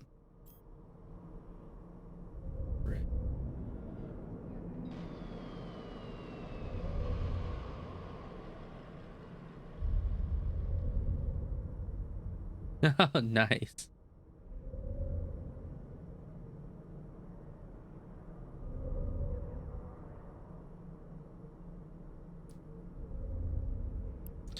Yeah, setting up for a fresh corp can definitely be a big,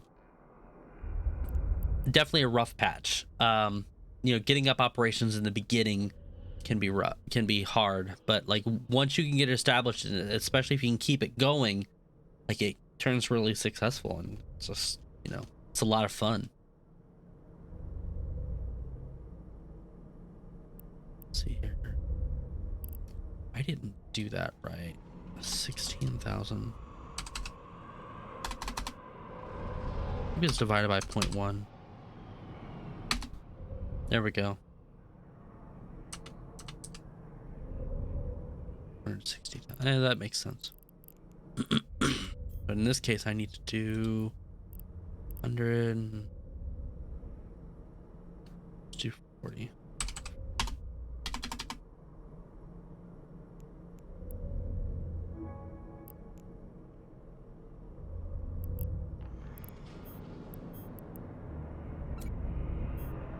There we go, that's much better.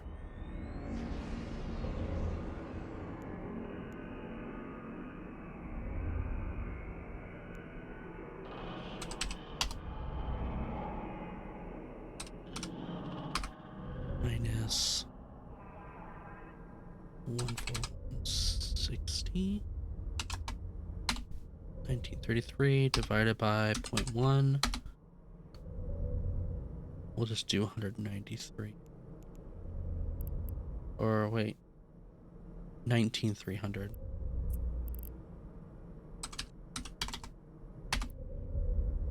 Okay, there we go.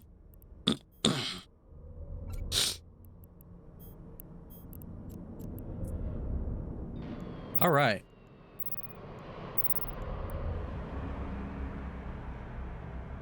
So are you guys kind of roughly in the same time zone then, or are you spread out a little bit more?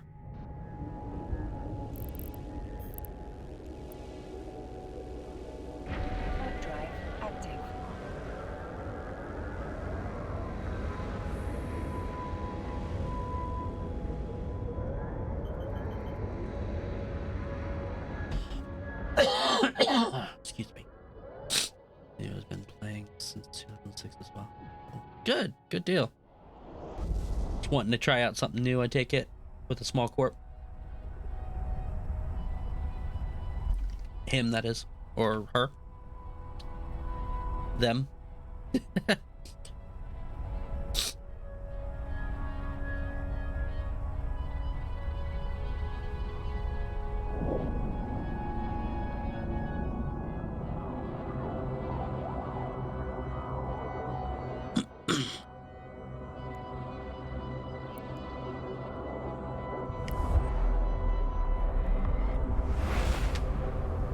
Good. That's going to make things a lot easier. Try to recruit within your time zone. I mean, you probably already know this, but definitely try to recruit within your own time zone just until you build up more, more actives. And then from there, you can actually start branching out a little bit. Because it's hard to have, like, to get that one guy in, and then it's like, oh, none of my guys are on. It's great. Yeah, it's hard, honestly. It's not for everyone. Like,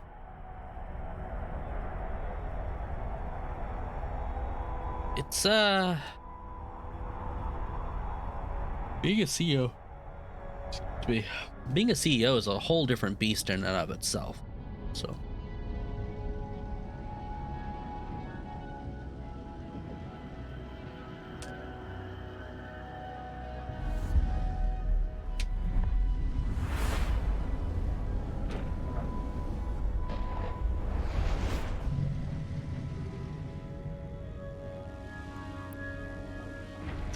I wanted to do that. I need to use the dock. Drive active.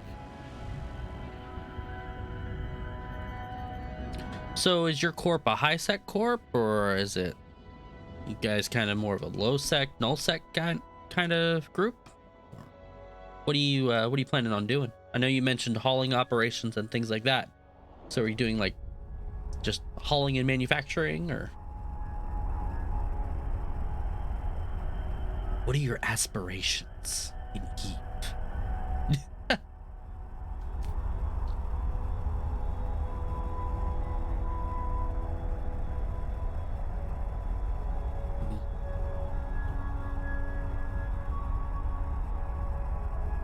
Oh yeah, that's rough.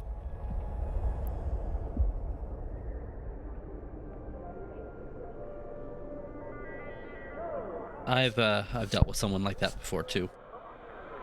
Not quite as vicious as that, but it got pretty close.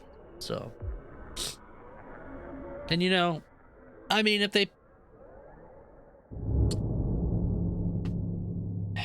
marked you red, I mean. Judith Trade Hub is not responsible for monetary loss due to local chapter members. You know, I mean,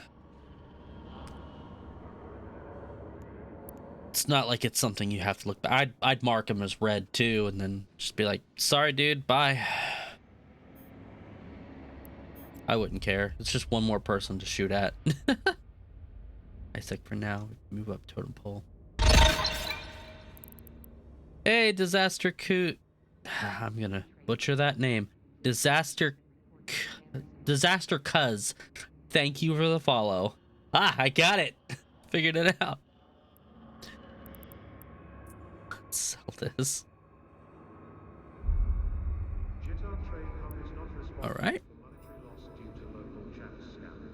It didn't really earn us too much. I think Jita 44 was where we were supposed to sell that at.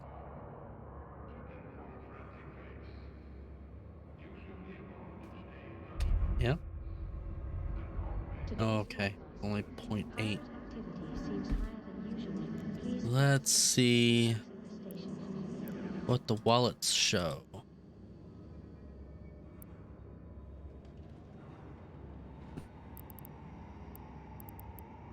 Well, yeah, we did get a little bit. I went from 82 to 86.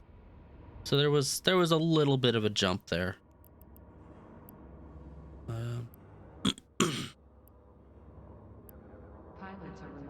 Actually, I guess it was 80,021 to 85. So yeah, okay. Not the greatest. I was like, for now, hands in everything. Okay. Okay. Well, good luck to you guys. Vitro. That is, you know, there's no such thing as really like a too lofty of a goal. In all honesty. Let's see if I can find something else here.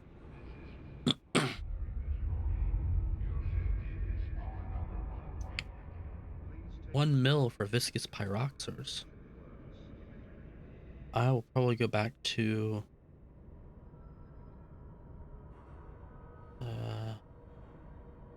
borax, however.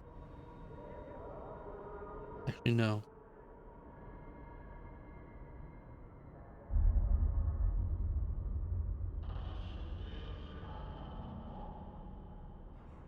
How far away is Dixie again?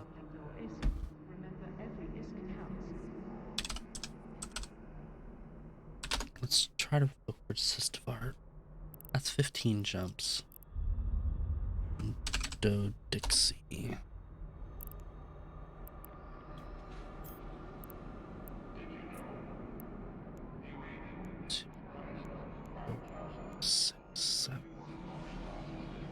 Seven jumps. I don't really want to leave this area. I mean, this would be good if, say, I had... Pilots, please be careful of the debris as you are docking, and remember to turn your shield and armor. The intra-station trading is definitely very good. I'll have to say that.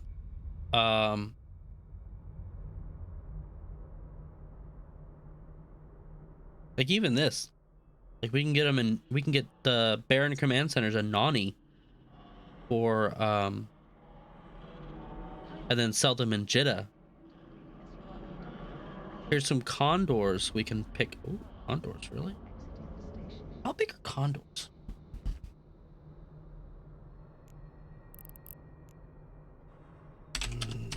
Let me look these up real quick, and I'll read what you got here. Jeddah Trade Hub is not responsible for monetary loss due to local chapter. Okay, let's do that. That is a K.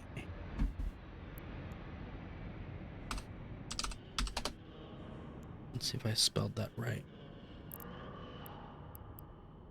It's case.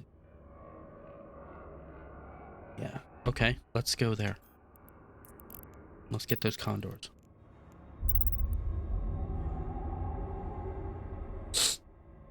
There's Gilbert for everything.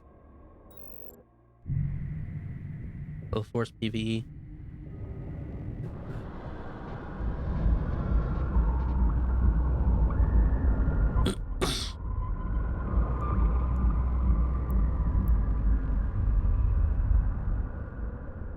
Yeah, that's fair. 80 jumps is a long time, but yeah, I mean, if you're setting autopilot and doing that, I mean, it's worth it. Let's just set the trade hub back.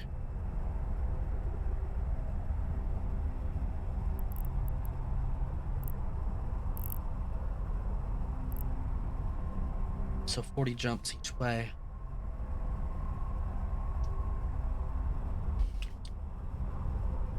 But I mean, at that point,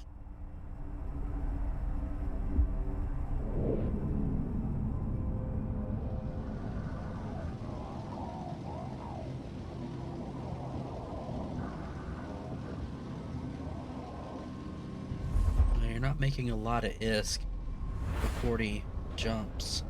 And you have to go all the way back and haul it again. So yeah, I mean, that's definitely rough. Drive active. Yeah, that's kind of what I was thinking, Disaster. Earlier today, I had to buy more implants. Oh.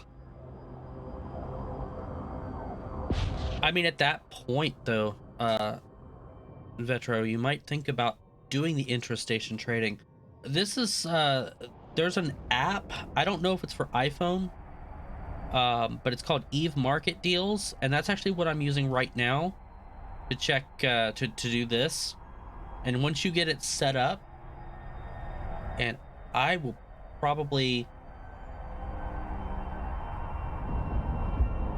I've got about another hour here, so I may actually, I probably won't do it tonight, so I want to keep doing this a little bit just to kind of have some fun with it. No, we go to, oh gosh. Well, if it's any consolation, this character is only 8.7 million SP, and is the age I've had him around for like a year, but I've been log off ski for like a year and a half, whatever. It's let's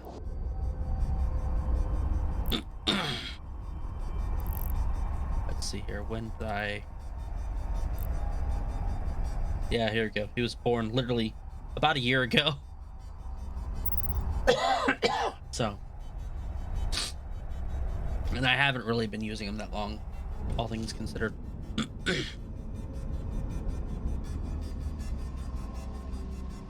But even still, like, I'll probably go in depth on this app and how to set it up. At some point. 10.3 mil. Okay. Like your current wallet, or Warp drive active. like, are you talking, or are you talking like your overall value? SP? Oh, okay, SP. That's not bad. I mean, 10.3. Okay.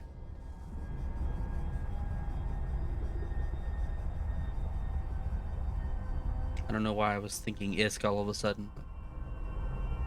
My brain's just fried, I guess. It's all the nebulous gas floating around outside there.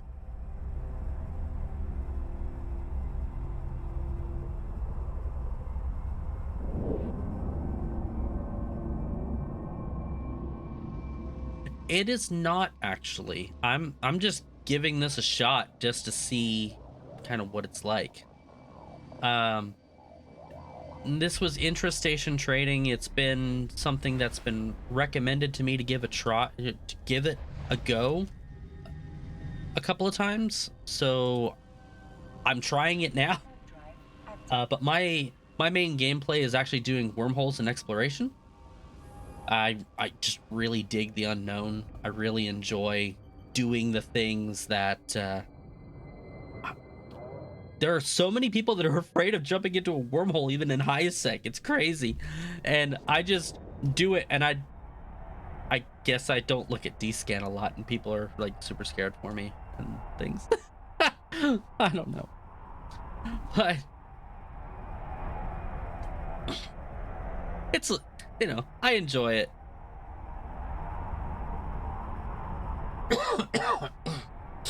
Excuse me. I'm still fighting cold too, so fortunately. Trying very hard not to cough in people's ear. If I get gas sites usually die. That's not good. You shouldn't find the gas sites and then die. Don't do that.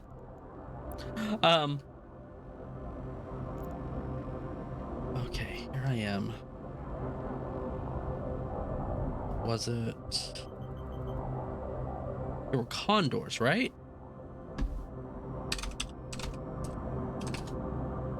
Yeah, there they are. Let's dock them. Let's dock up here.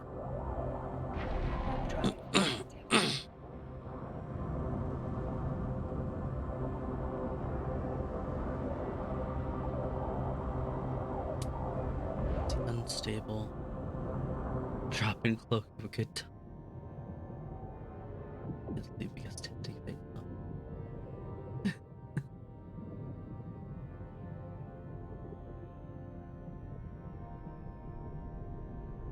Oh yeah, sleepers. Okay. Inch gas. Yep, that's right. If you can get under that, I think it's 20 minutes. You got about roughly 20 minutes before the sleepers pop in, and that's assuming nobody else has triggered that site beforehand. And then you get in with that venture and you get out. Aw, Nightbot, you're so nice, actually doing your job for once. You guys don't know how much trouble I've had with that Nightbot. I'm sorry that it's spamming us now of all times, but at least it's working. All right, let's see here. I've got 1693.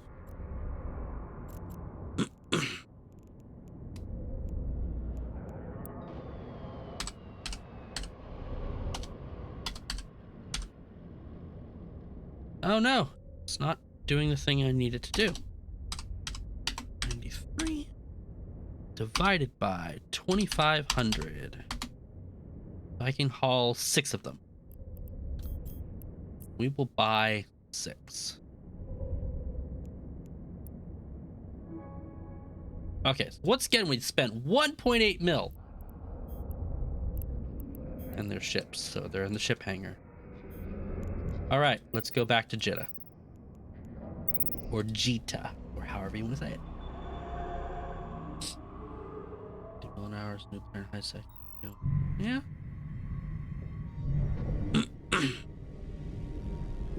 I couldn't make it through the combat sites either. I actually tried. I did it in my Abyssal Punisher the first time because I wasn't smart and I didn't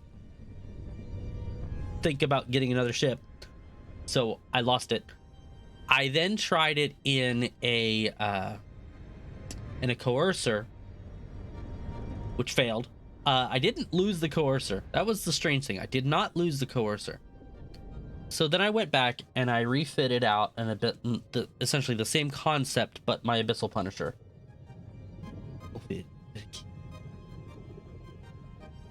Oh, yeah, that's rough. And I lost 2 Punishers out of the whole thing. Yeah, F's in chat for the Kiki loss. F's in chat.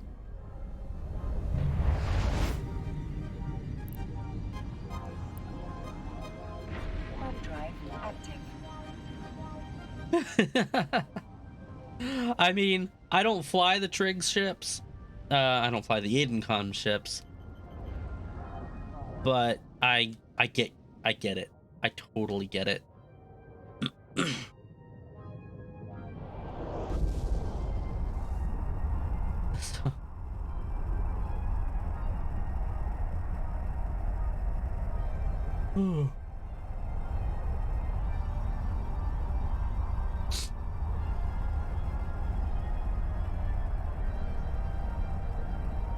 This is good. This is the fact that they're 17.1k or 17k, even it dropped a little bit. It's online, so yeah, that's all right. I've lost a Stratios doing dumb things too. So. Did you copy? Yeah. I lost a Stratios in EVE Online last year. Actually, I think it was actually last year. Oh, this is my favorite color. What is it? One of my old nullsec buddies asked me if I could, or they actually needed a module from HiSec. And there was nobody on to do the hauling or anything. They were gonna have to wait like 24 hours or something. And I was like, nah, dude, I'll just do it now. I've got my Stratios, I've got Cloaky, I'm good. And it was kind of in a roundabout way. At the time, we were in Amencia, so I had to go all the way around to avoid gate camps. And I thought going through the area nullsec that I was going to go through was fine because it's quiet. It was quiet. It was literally like this late at night, if not later, for me. And I ran into a gate camp, and I lost my 350 mil ISK ship, my Stratios. And the fact that I lost it wasn't what hurt. The fact of the matter is I had 9 kill marks on that ship. I had spent the greater part of like 7 months using that very same ship in the wormholes, or in the specific system that I was hermit crabbing out of.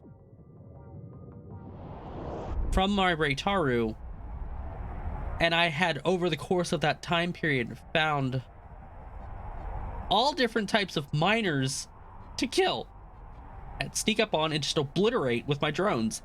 And it was such a good time, and I lost the ship. So I'm very unhappy about that. Even to this day. Sad phase.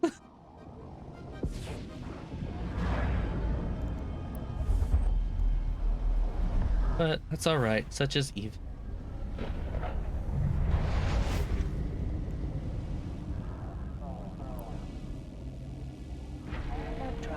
So I do eventually want to use the Edencom ships one day, though. Just like I want to use the Triclavian ships one day as well.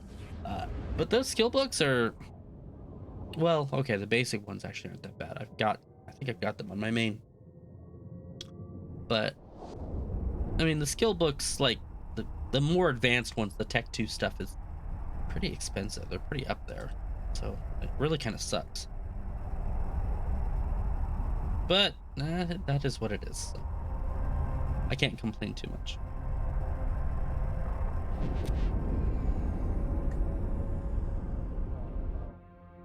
Oh. Depots.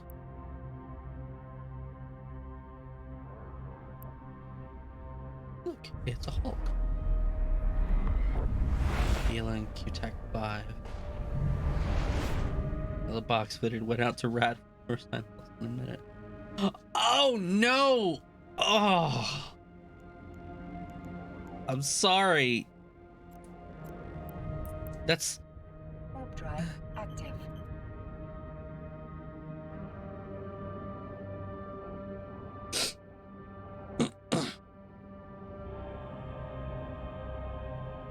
gosh. I'll give you an F in chat for that loss too. I know what that feels like.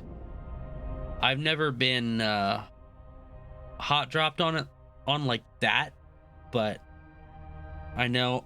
I mean, Gilas are expensive. They are very pricey, and just even for like a cheap fitted one, it's very pricey.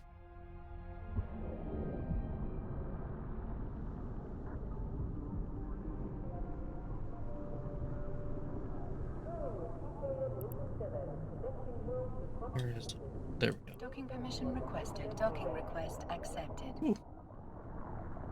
All right, take it easy, Disaster. Thanks for the follow again. Bad shoes prepared like Radder. Oh man. I remember the glory days, guys. Vetro, since you're a newer player, you won't know this, but back in the glory days, I used to use 2 accounts in nullsec, and I used to Gila rat it with 2 accounts. The ISK that I brought in on that was roughly the same as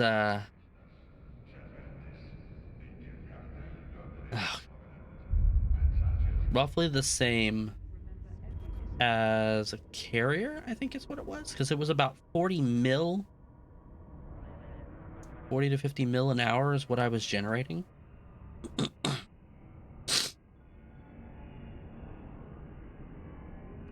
Less complaint. I don't like it when when corps and sometimes even alliances complain about the kill boards. When they start assessing the kill boards and they value kill board, colors over corpse and players, there's a problem, and honestly, that's a pretty toxic environment to be in.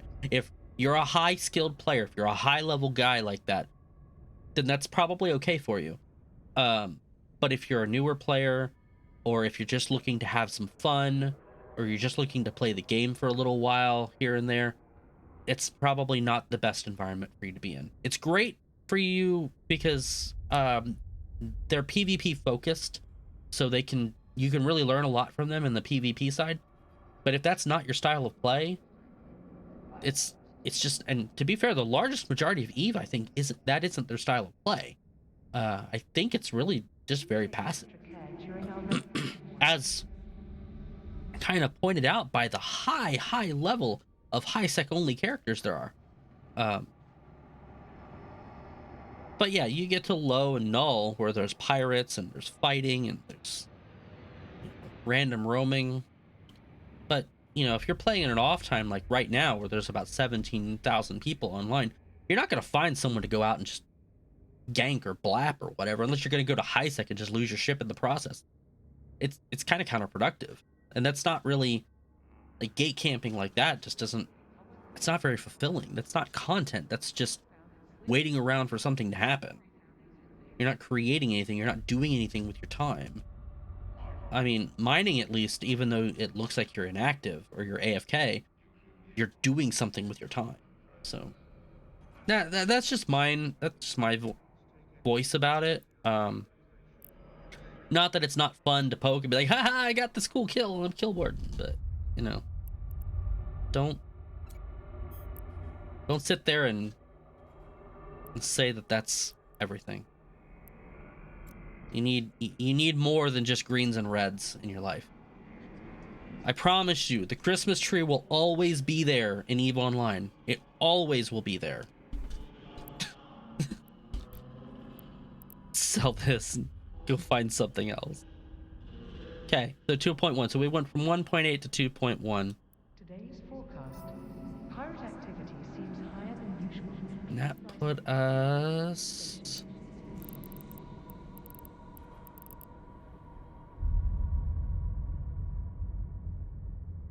Okay. Pilots, please be careful of the debris. Okay, so we went from... In this case, we didn't go very far. We didn't get all of the condors, so we didn't get as much of a payout. Excuse me.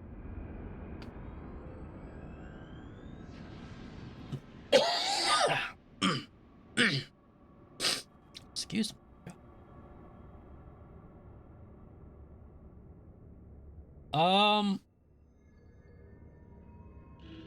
The Corax.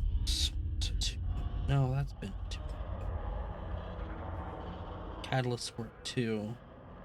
Pilots, please be careful of the debris as you are docking, and remember to turn your shield and armor. Okay, so the Condors would have given me 2.4 million ISK if I had actually made it to getting all of them.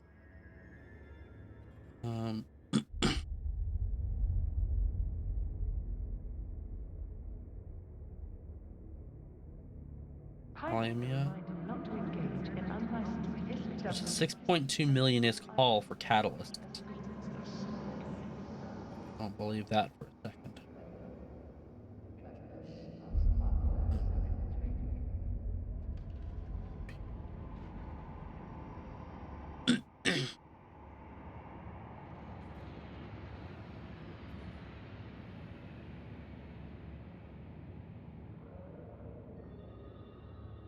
Okay, so, well, and the main issue with that is, you find a lot of leadership that ends up having to be inactive in EVE. When I stepped down from my role of CEO, I actually became a lot less active. I went from CEO of my own corp, our group of 5, and we merged with another corp before we left the skeleton crew, and I became director there. And that's when my playtime started to downtrend. Now, granted, I had real life as well, so I'm not necessarily defending your old CEO in this regard, because I really don't know their story. But at least for me, there was a lot of back end stuff. There's managing Discord, there's Diplo, there's recruitment, you know, there's corp stuff, you know, got to get out papers, or well, emails, eve mails, notices, link services, make sure everybody's auth, make sure there's just such a big range of things, and you're generally the one stuck making like spreadsheets and trying to figure things out and doing things you never thought you would do. And I mean, those are all good skills to have, and if you have the skills already, it makes your life even easier. But so, not that I'm necessarily defending your old CEO in that regard, but at the same time, that might be where he's coming from. And I mean, you'll understand that as you're setting up your corp. Like, there's a lot of, which, by the way, you've been around in Eve for a month. There are a lot of third-party tools and links out there and things you can use to kind of help yourself out with the game. I'm sure your current CEO knows all this, but if they don't, or if you have any questions, you can definitely give me a holler. You can private message me here in Twitch.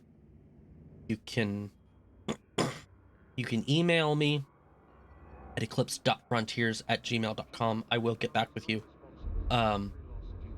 You can also email me on Rick Rikerson, and on Rick Rikerson I may not respond as quickly, but it's still a point of contact. So, you know, just whatever you feel comfortable with. If you have any questions, I can do my best to answer them, because I'm all for helping people out. Like, especially in this game, you know, we really all got to stick together, and we got to try to make the best of what we got.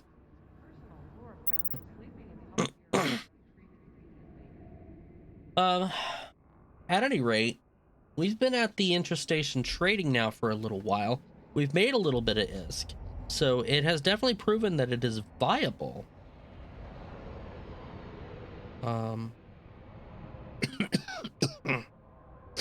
Excuse me.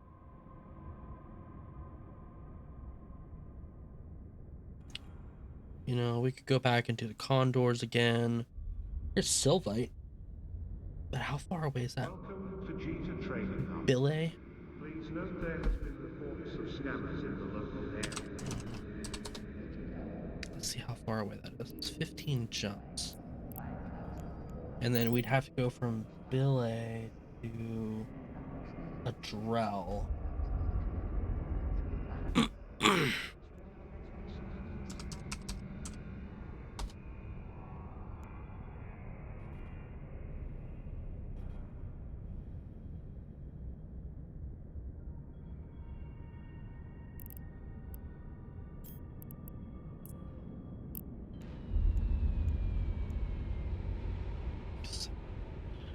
Okay. Yeah, let's try.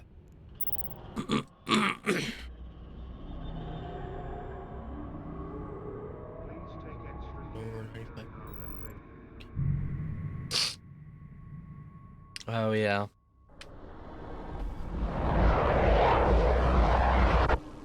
Profit margins? I think it really depends on, like, your profit margins are going to be based on what your corp is set. Got a lot of different knobs and dials to turn, I imagine, on that one.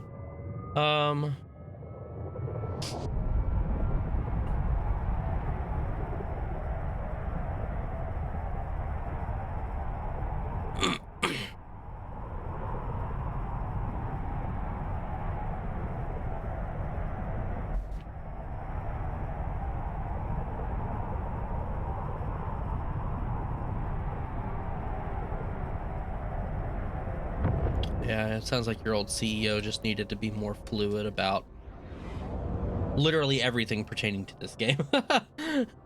Probably.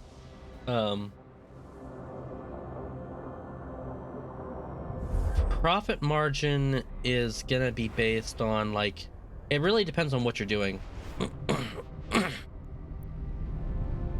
And I would imagine Warp drive active. at some point you guys are going to want to set up a buyback, which will give you a slightly more stable income if people are utilizing the buyback. And that's assuming I actually am understanding what you're talking about here. So like a lot of people set buyback at like 85% jitta buy or something like that. So they get essentially 85% from the corp, or 85% of the worth of whatever they're selling to the corp, whatever that thing is. It depends on what you guys set limits on. And then you take it and you haul it to JIT and you straight sell it, or you, if it's ore, maybe you refine it.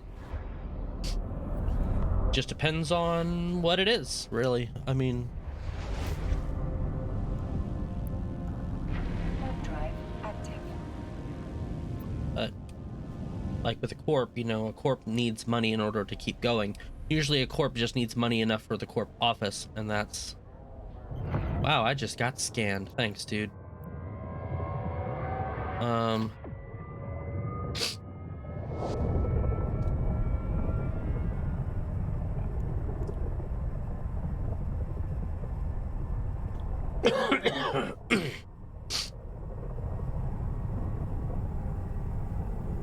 But, you know, I mean, so I guess I'm gonna have to ask for you to elaborate on the profit margin thing.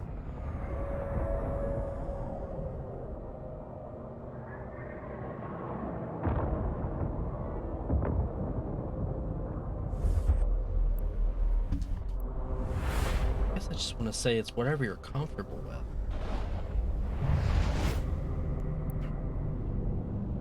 Warp drive active. I mean, obviously you don't want to do something that's only gonna land you like an ISK or two. You want something that's gonna land you a couple mil every time.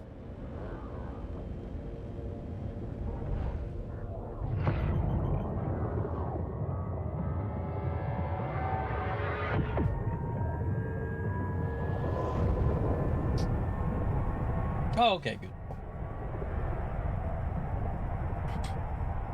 So do you know what alliance you guys are joining, or is that OPSEC? If it's OPSEC, it's fine. Not a big deal. I'm just curious. And then I'm going to ask you why it's not Brave. But that's fine too.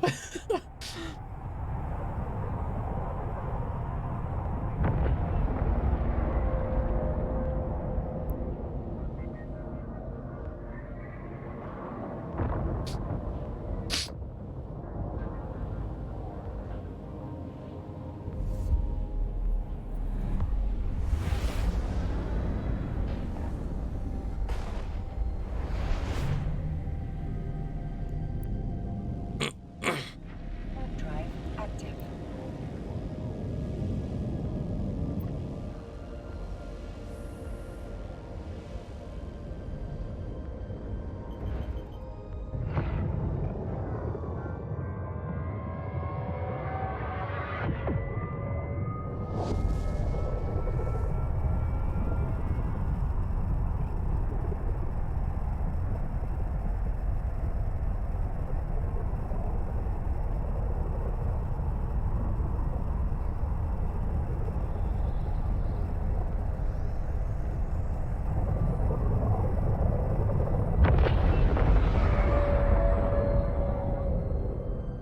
Stare. Is yeah. Fine.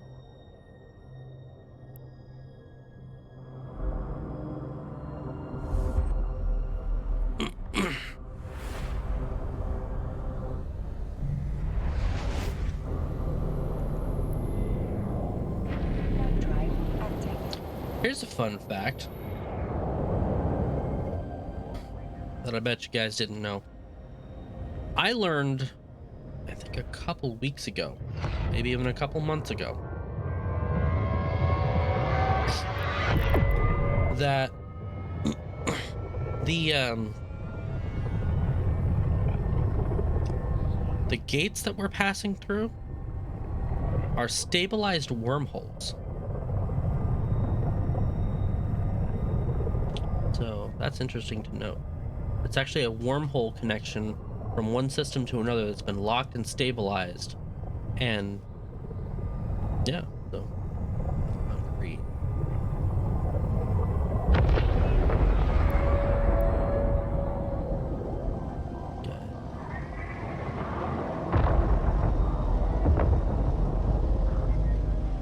Okay. Okay.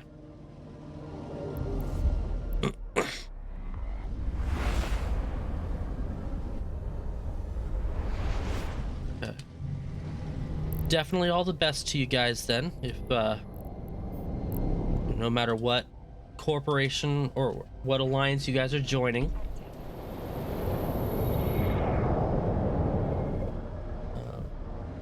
I would definitely suggest looking into Brave Collective, just simply because you know, small time nullsec corp or small time nullsec alliance,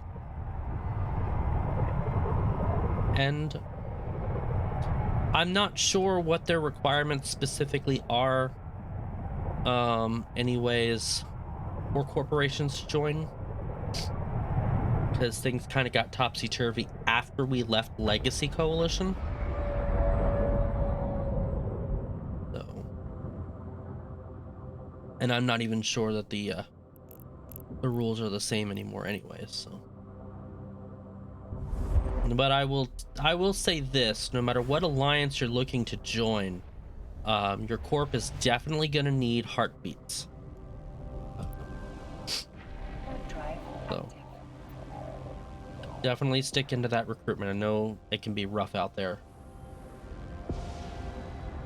I mean, it was rough for me when I was doing recruiting, because like I'm not actually a people person. I'm actually pretty introverted. So hence why I'm out here in space, because I can barely stand my cats. No, I'm kidding. I love my cats, and I love my wife Misa. But no, I am pretty introverted, so it's hard for me to actually engage in conversation a lot of times with people.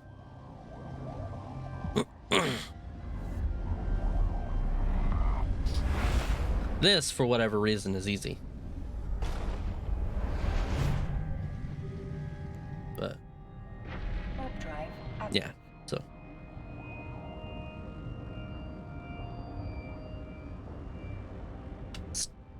yeah, stick to it.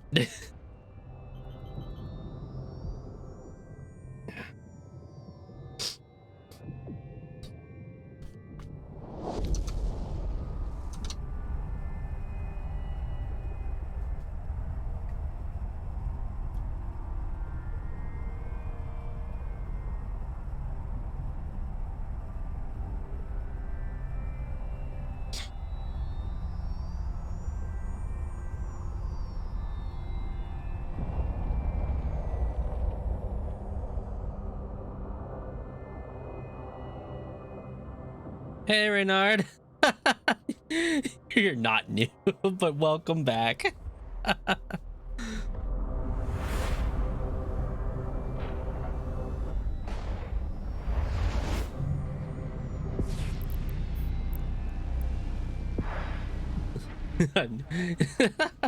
Yeah, that's true. What do you're on day 8 now, aren't you? Of 9. Yeah, okay. I was close. I was only off by a day, but it's just a number. No, that's good. That's good. Yeah, you're very new, bro. It might not be out of the question for her.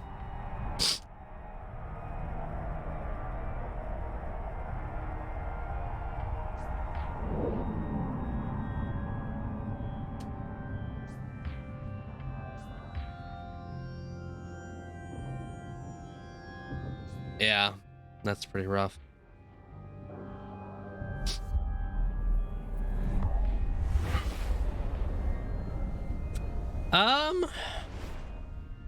They might have had a fight. I mean, they've had a few fights.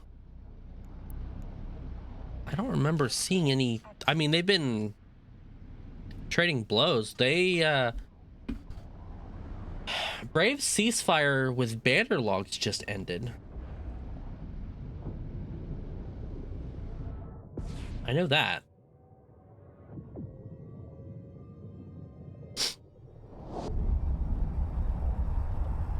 Reynard, you need to hurry up and just leave Volta. I promise. Life will be better.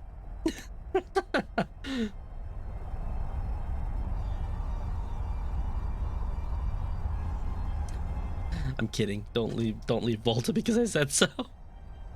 They're good guys. Oh, you're not in Volta. Okay. That's right, you're in Blob.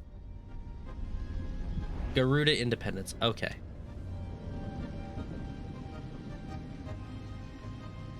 Oh, okay. Okay.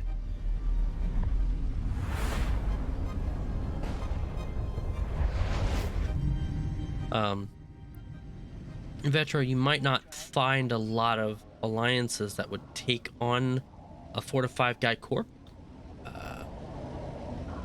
That doesn't mean that there aren't any out there.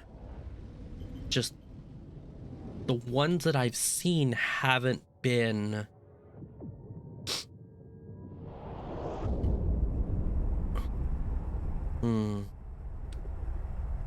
essentially up to par.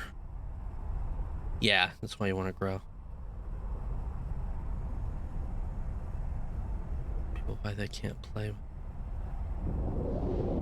But they can't. Yeah, I know.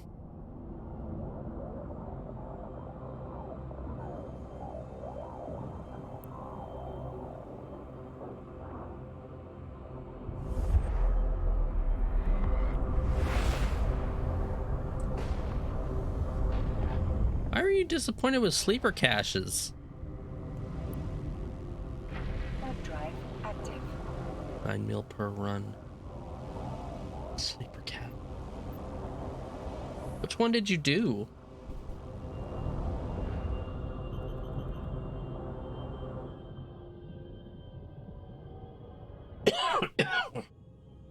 Excuse me.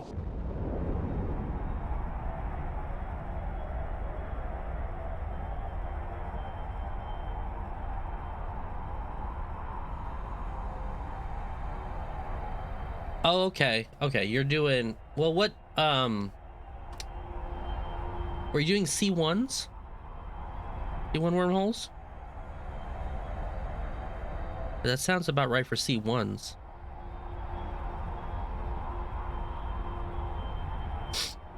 Nightbot, go away, I'm reading.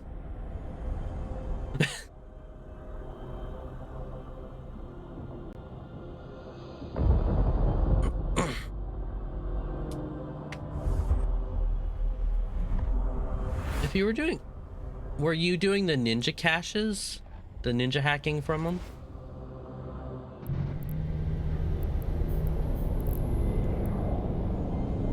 Okay. Because that's why I was confused. I was like, why are you only getting 9 mil from them? That doesn't make any sense.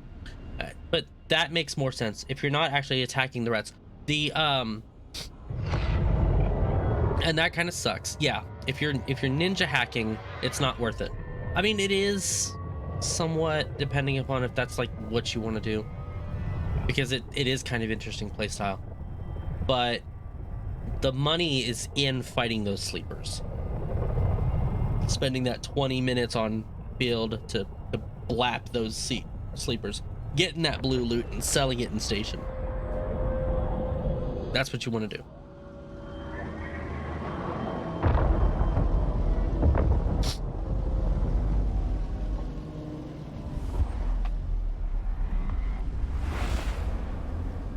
No, you wouldn't be exploited. If you have the right fit, and if you've done your proper, you know, your due diligence, you would be fine.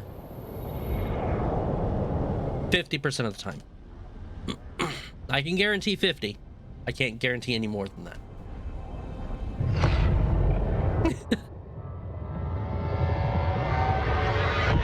start with C1s. Grab I think any kind of battle cruiser will fit in a medium. I think.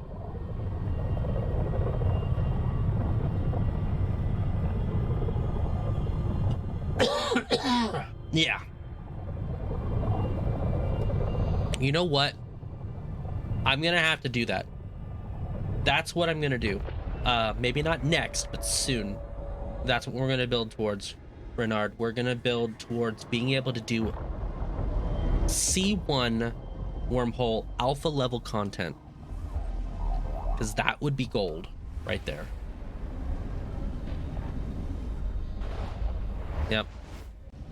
I think we'll do that. I think we'll work on getting, like, you know, ratting, C1 ratting. So there's all sorts of things you need, and there's also, oh, this is where I need to be. Stop.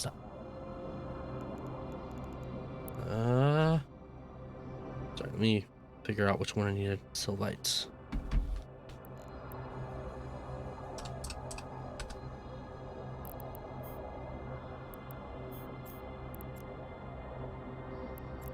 Duck. Okay. Warp drive active. Okay. Whew. Yeah.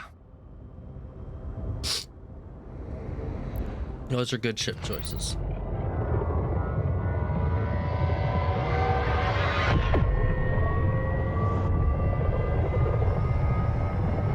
Oh man.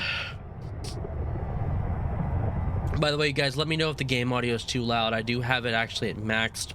I've got my own ears turned down. And I do have the audio flux thing on, so that way it gets quieter when I talk. So hopefully you guys can hear me over whatever game sounds there are. Not that bad. Okay. I can turn it down a little bit more. Like, this is where I had it because I thought this was actually reasonable. So until I'm told otherwise, I don't know what to do. I mean, I'll be listening to the VOD anyways later on, and then tweaking from there at some point. Docking permission requested. Because there are, I gotta edit some music audio levels as well. Oh, okay, that's fair. Docking request accepted. Yeah, it probably doesn't need to be tweaked too much. Probably just needs to get that little turn.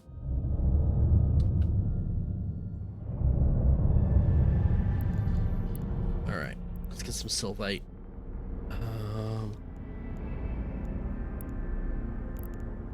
Oh, excuse me. Gosh. 1693. And Sylvite is 10. Okay. 1609.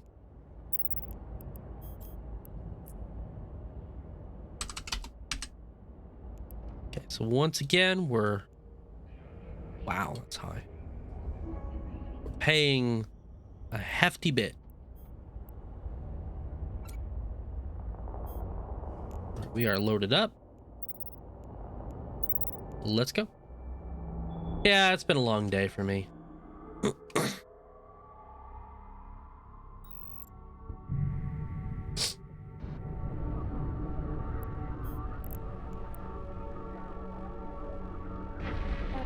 know, I've got, you know, Misa's been running me ragged, so I'm super tired. And then I've been chasing cats all afternoon too. They've been getting into things that they shouldn't have.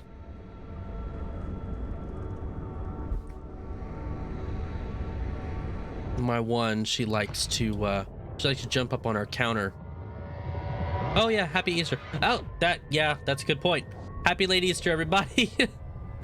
I totally forget. I glossed over that one hardcore. I didn't go anywhere yesterday. I was really sick. I was really not doing well. And gosh, what did I do yesterday?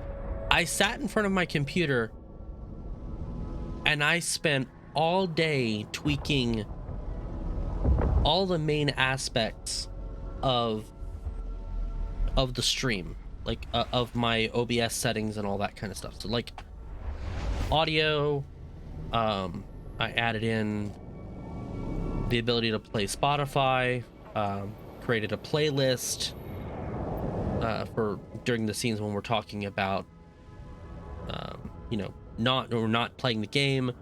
I made a ticker, which is really cool, by the way. It's really awesome. I love the ticker. I'll show it to you guys real quick. I'm in warp. I've got to be on this before I can do that. Wrong thing. I set up a hotkey too. There, we'll move it out of there. That way you guys don't get the wall of the cascading screens. But yeah, so tickers, I did audio edits, I did sound checks, I did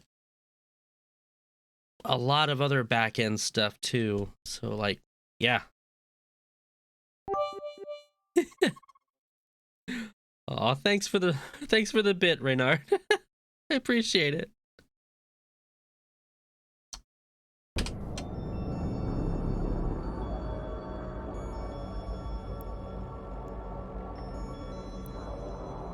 So yeah.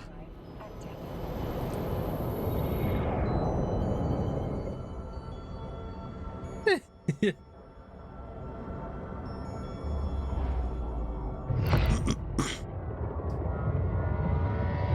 that play it? Where did it play it at?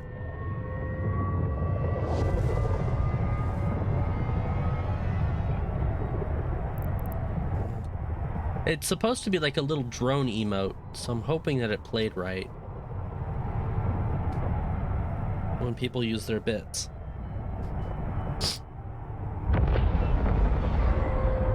I didn't catch it, like went too quick. Oh yeah, and of course I set up hotkeys so I could flip back and forth between the screens easily.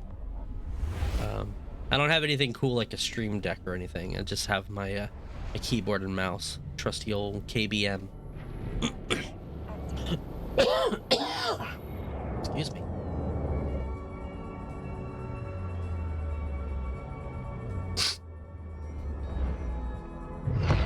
But oh yeah, look at that. It's cool.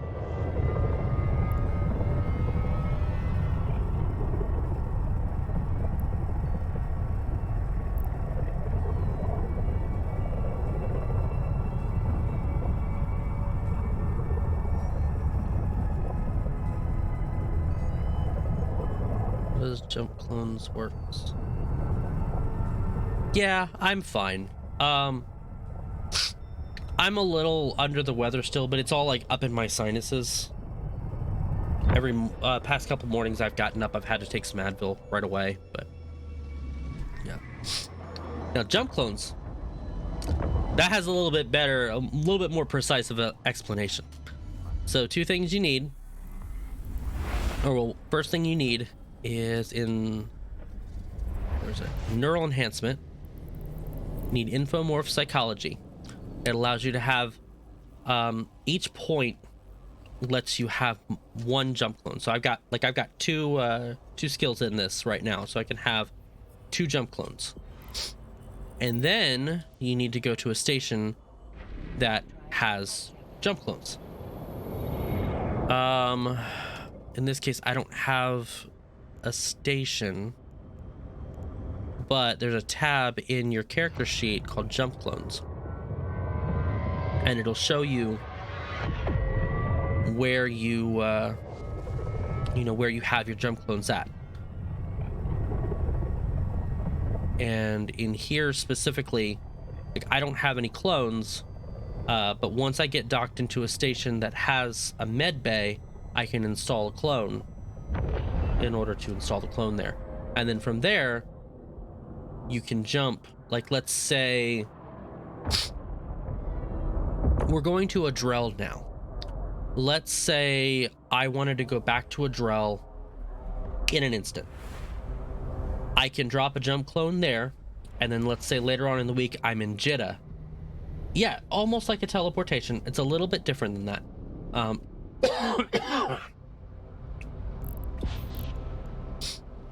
So Warp drive active.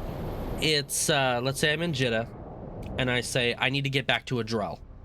I can go to this page right here, this one, and I can click to jump. Now, depending upon what station or citadel you install your jump clone at, depends on whether or not there's a fee, because there's always a fee of some kind.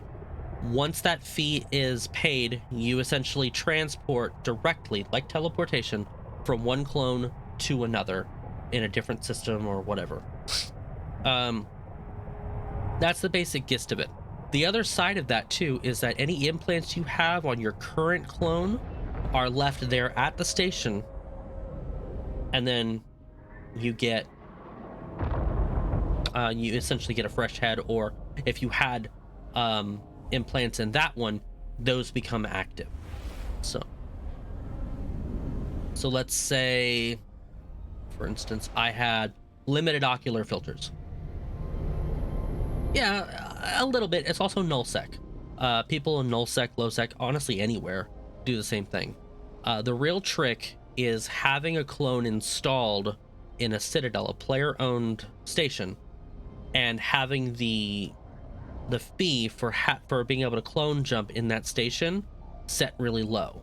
From there, you just jump to it, because if you're in a player station and you have a clone there, you can jump directly to that player station, or to that clone in that player station, as long as you're docked there with no downtime. So normally you have like a 19 to 24 hour timer, depending upon where infomorph synchronization is trained. Right, you can't be on a trained NPC station. Even if you're in the same station as your clone in an NPC station, you'll still encounter that timer. That's kind of the downside of that.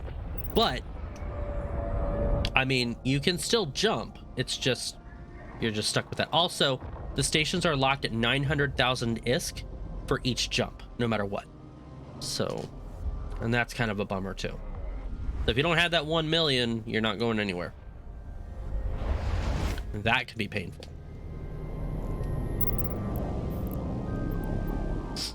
Warp drive active. In fact, I might even be able to just leave and just kind of give you some real-time showing on it.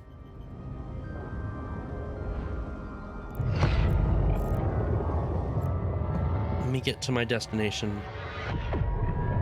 Sell this stuff. And we'll look for something that will let us do that. That way you can kind of have a bit of a visual on it too.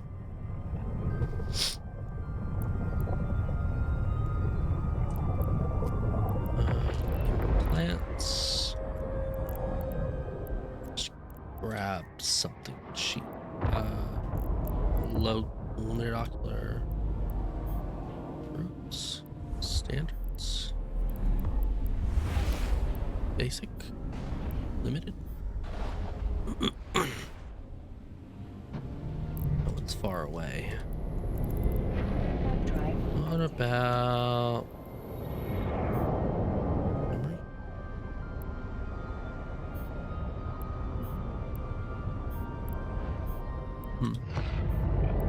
Okay. Well.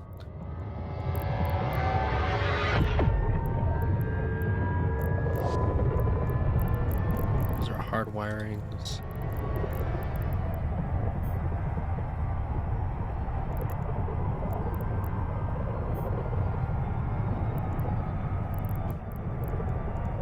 Okay.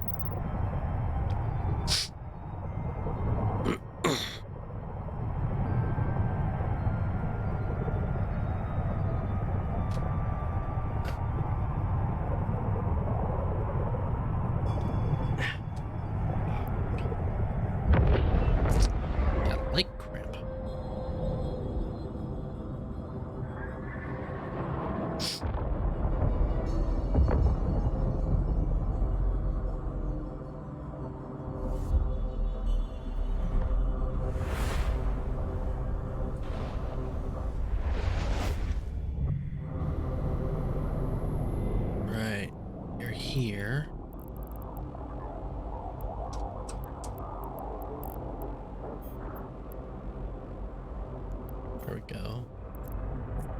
Dock there. Drive active.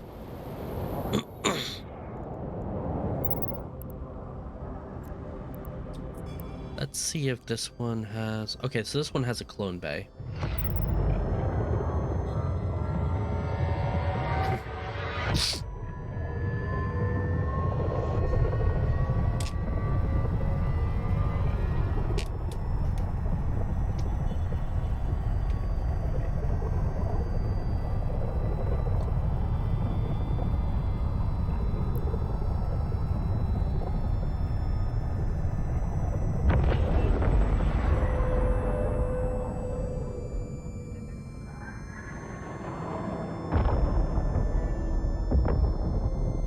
Docking permission requested. Docking request accepted.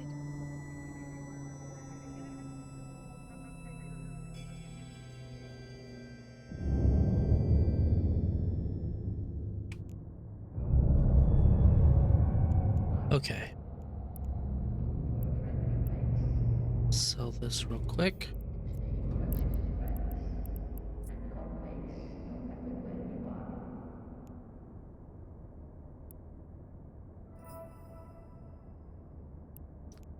And let's see if that actually did anything for us.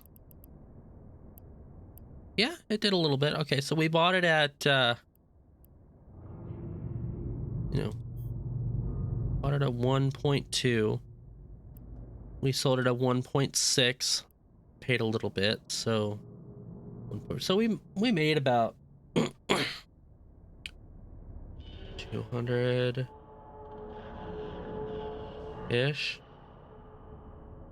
Something like that, 200-300-ish. Not too bad. Now, as far as the clone jumping thing goes, so like right here, we're in a station. Now you've got a couple different ways you can actually access your jump clones. You can either go into your character sheet and go to your jump clones tab. Oh, hey, I do have a limit. That's awesome. This is even gonna work out even better. Or you can go to the clone bay, which will take you to the same place. Now in here, I can go to install clone. Now, if I click this right now in an NPC station, it's going to ask me if I'm cool with paying the 900,000 ISK. We're going to go ahead and hit yes, because I'm going to show you a little bit about how this works. So I've paid 900,000 ISK to install a clone here. Now I can rename or destroy this clone in any station. Yeah, that's NPCs for you. But I can rename or destroy this clone, and if I destroy it, it's just gone. I don't have the ability to go back to it. That's basically it. So it's kind of like removing a waypoint, you know, something like that. Let's go to...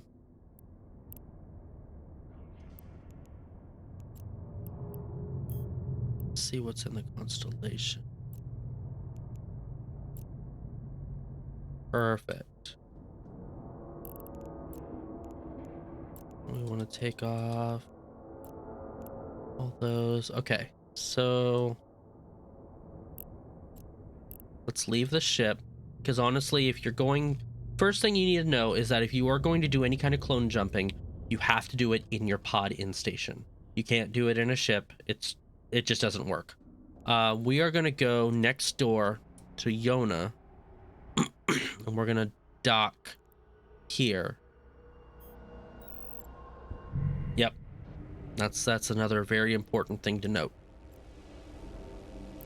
Set Desto, Yona. Excuse me.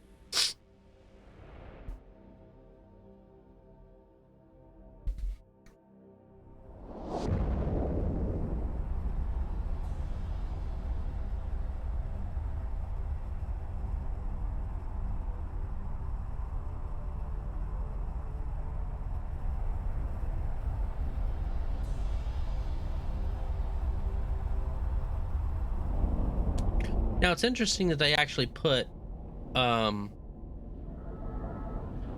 clone bay in this one. They didn't actually put a clone bay here. I'm not sure why that's still showing it.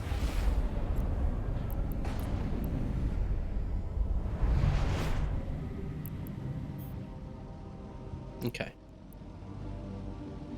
Warp drive active. Maybe you need a drink. That's not a bad idea.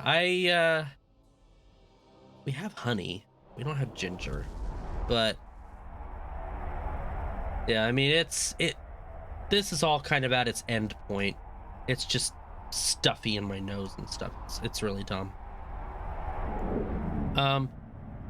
Thing I want to point out for those of you that get into the structure side of things, the fact that they put a clone bay in a Reitaru, they're actually using more fuel blocks to keep that thing fueled and going than if they were to put that into an Astra house, which actually gets bonuses to using a clone bay. So that's kind of an interesting thing to keep in mind. Okay, so here we are in a player-owned station, or player-owned citadel rather. So from here we want to go ahead and install our clone, and this one's a little bit more modest, 250,000 ISK. Why? Okay, so we're gonna go ahead and install our clone. So here we are. Now, if I decide, now I can jump in station to the clone that I just made. Yeah, it's a little bit cheaper. They get cheaper than that if you're in a proper nullsec alliance or corporation that owns the structure. Usually it's not going to even be that much. It's going to be like an ISK or 10,000 ISK or something stupidly cheap like that. It's pretty great. So in this case, I'm going to go ahead and jump here. I'll have to take the payment again. I'll take the payment hit. And as you can see, I've clone jumped, and now I've left my ocular filter behind. So any implants in your head are there. It's great. Now I'm going to actually jump back, and there's a reason I'm going to do this. I'm going to show you this right now. This is another important thing to keep in mind.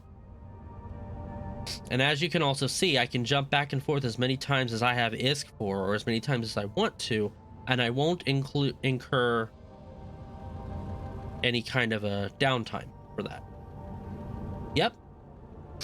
If you get, before you, if you're worried about getting ganked, it's a great thing to drop off your implants. You set your clone. You can also set your home station. That's another thing too. So like you can even self-destruct and go right back to your home station. In my case, I'm in Samela. If I decide I don't like this place anymore, I can self-destruct and go right back to Samela. I can change my home station to this place or any other. If you click right here, it'll show you. You can set your current station, you can set your school station, and you can set your remote, your home station to your remote corporation office. Now you can only set your remote station once per year. So that's another thing to keep in mind. So if for some reason, like let's say you're a high secker and you joined a nullsec corp, like brave. Anyway, let's say they're way out there in nullsec and the corporation is in nullsec. You can set your remote corp office as your home station once a year. You can set that once, hit self-destruct, you're instantly there in nullsec, ready to go. And that's just one use for it. But anyways, yeah, so the current station is always always essentially, I don't actually remember if there's a charge. Nope, I guess not. So, and like it shows here, if you self-destruct right there, if I want to set my home station, say to my school, I can do that whenever I want. Boom, done, no problems. Now as far as this goes, the reason why that I did this is when I click jump, first of all, I'm going to have to eat the cost one more time. And then, also, if you pay attention... Oh, that's right. They removed that. So now you can have multiple clones in a station. You didn't used to have that capability. They actually would destroy your previous clone. But at any rate, I jumped back. and I ate the cost, and now, as you can see, I have to wait a whole day before I can clone jump again. If I want to decrease that timer, I would train up Infomorph Synchronization, which reduces the time between clone jumps by 1 hour per level. You can train it up to level 5, and then so you can knock it all the way down to about 19 hours, which is pretty useful. So that's when you get the idea of, this is where you get the idea of like death clone and what's the other term? I think death clone is the main one. So your death clone, which you can just click, you know, to self-destruct and instantly go, or you can use your jump clone. So you can have the death clone, the jump clone. Your death clone, like if you ever hear in nullsec terms, hey, set your death clone to this location, that's because they want you at a moment's notice to be able to click self-destruct and go right over there. Again, pay attention to your implants because you will lose your implants. But that's jump cloning in a nutshell. So hopefully that's helpful.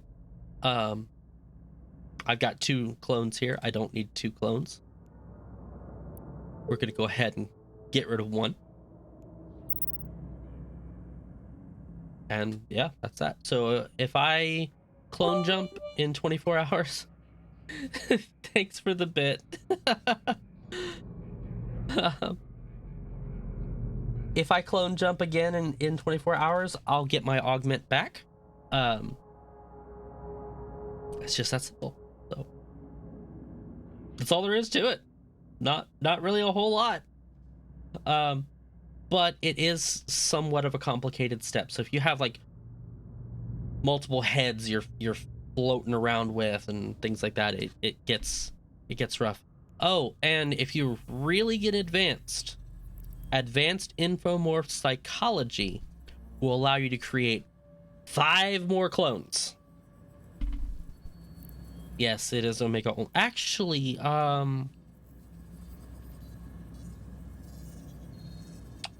let me double check. Oh, I know. So yes, Infomorph Psychology is, the synchronizing is Omega.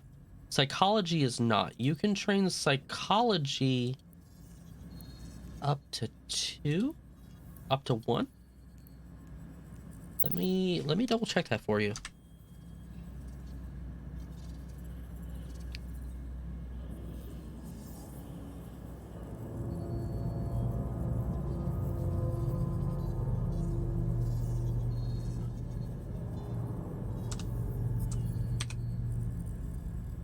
Clone.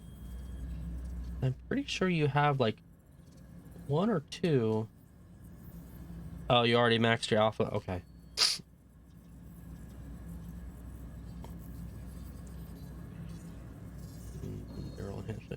Yeah, Infomorph Psychology can be trained to level 1. And that's fair if you've already maxed your alpha account. However, you do get the skill points occasionally. Like right now, yeah, you injectors from the hypernet. So you have the option of that. Also, when the Guristas hunt and the egg hunt go away, they oftentimes will replace it with the skill up one, where you kill so many pirates or NPCs, and then you get like 5,000 or 10,000 or whatever skill point. So that's pretty useful.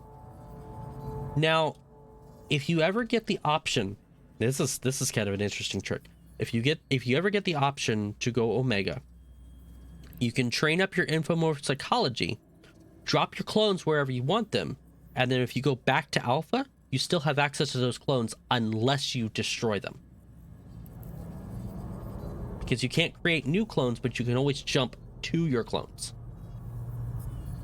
So it is something to keep in mind. But yeah, if you've got excuse me, if you've got the ability to use some points in infomorph psychology. It's not a lot. Like here, right here, even I've got level 2. It's used up 1,400 skill points. Level 1 was 250, I think, is what it said on the EVE University site. So even just having that one can benefit you greatly. But if not, you still have your death clone. So you can click that and you can pod yourself that way and get over there. Get on my corp incursion run. Okay. Incursions can be tricky, but they are doable as an alpha from what I understand. I believe depending upon how they do it, you could fly a Praxis?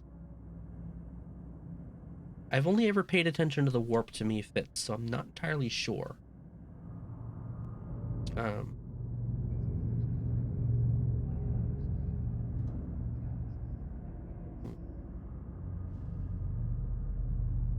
Oh, you missed it, Reynard. At the beginning of the stream, I talked about how at the very end of the last stream, I hopped out of a wormhole from a low-sec connection with 100 mil in cargo ready to sell. Most of that, 81 mil, was from a Crystal Quarry pirate site. Hyperion. That's a pirate. Or it's a...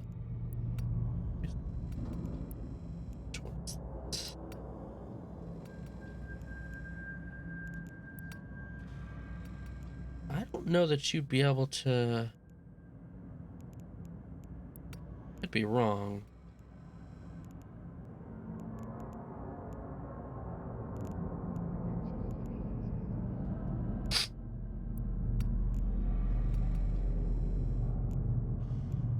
Talosperm, Brutic. Okay, here we go. Escalante battlecruiser. Or battleship. Yep, relic site. Got it from a I think it was actually Euristus. Crystal Quarry relic site, but yeah. And we sold it. Cha-ching. Yep. Galente Hyperion. That's... Did they follow the warp to me fits?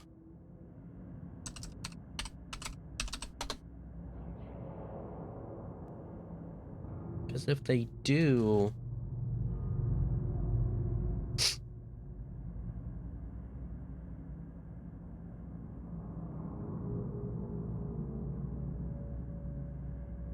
Yeah, it's so I was saying, you know, if you're alpha or, you know, if you're new bro or anything, it doesn't happen often, but it happens often enough. Even if you're only finding the smaller sites that are worth 10 to 15 mil, 10 to 20 mil, you grab a 1 to 3 mil T1 exploration ship equipped with what you need in order to scan it and lock it down and then go to those sites.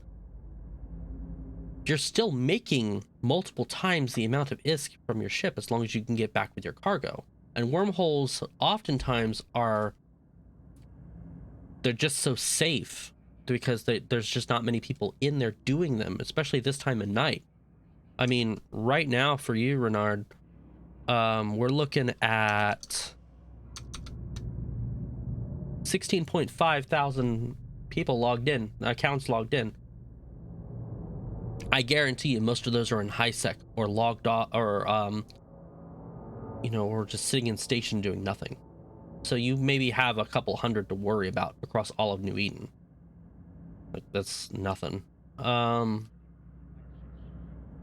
Here's preferred starter battleships. Hyperion's right there. Copy this to clipboard.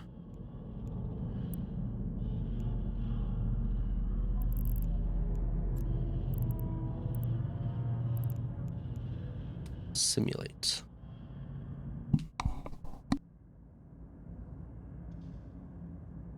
Okay. So, if they're using the warp to me fit, it's about 384 million ISK, and that's assuming that, you know, always targeted by legion. Where are you going that you're targeted by legions and other things like that? Oh my gosh. I don't know. Gosh. Wow. I can't imagine jumping into a wormhole and immediately getting targeted by something. Oh no, that sucks. I'm sorry. So you could use the T1 guns. Like, even for me, because I don't, like, my skills aren't that great. You know, tactical shield manipulation 4, shield upgrades 4, propulsion jamming 4, medium hybrid turret 3, large hybrid turret 1, heavy drone operation 1, Galactic cruiser 3, Galactic battleship, Galactic battlecruiser, and capacitor emission systems 3. And the cargo hold micro jump, I think micro jump is the only one that you probably wouldn't be able to do. Yeah, that's gonna be Omega. Because if I'm not mistaken, this is not. Yeah, everything else is alpha ready, which is good because that's what that's kind of how Warp to Me tailors these things. Warp to Me specifically can only accept so many alphas, so that's actually kind of good. And that's just their preferred starters. Other acceptable ones would be, like, for them would be like a Dominic's Navy. And that might even be easier for you to get into. It's just a Dommy. A lot of people get into Dommies so easy. You know, here's the Dommy.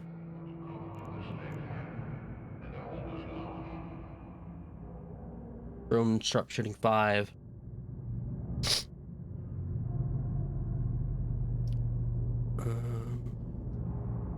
Micro jump, again, that's Omega only. Yeah, drone sharpshooting has to be so you wouldn't be able to use a tracking link 2 if it called for that. And I'm not sure how high you could actually train that offhand, at least. Oh, you did already finish the skills? Okay. So you just got to get the ship. Okay. Nice. I mean, you might see if they could let you, like, they could loan you a ship sometime. Like, I know Warp to Me had a thing for loaning the ships for a while. You paid a portion down or something like that.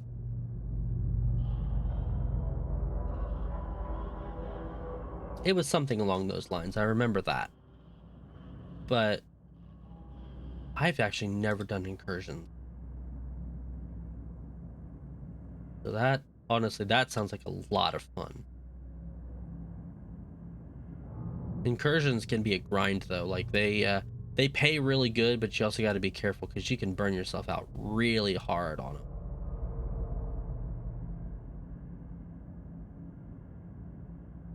Okay, good.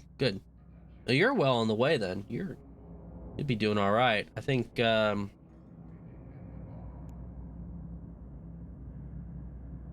see here. Worker, Lex. You know, like your cheapest price being 2.8 mil. And you need 500 just a Plex.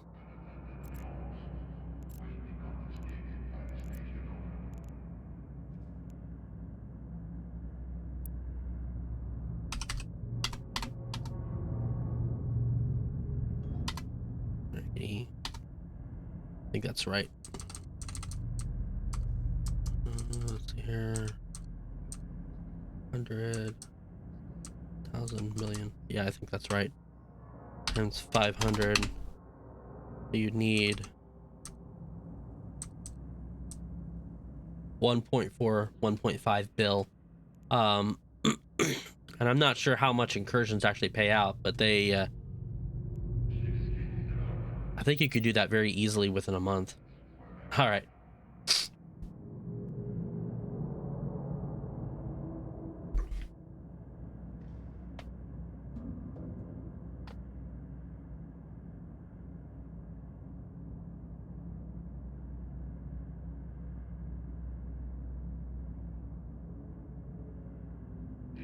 Let's see if there's anything else.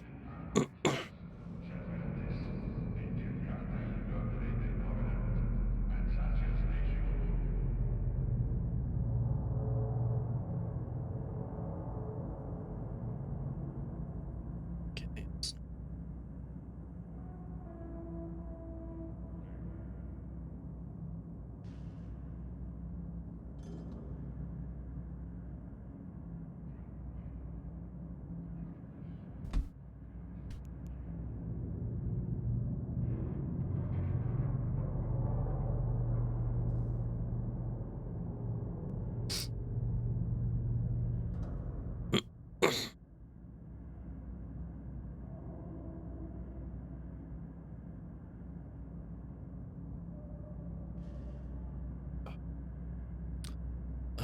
Let's see here.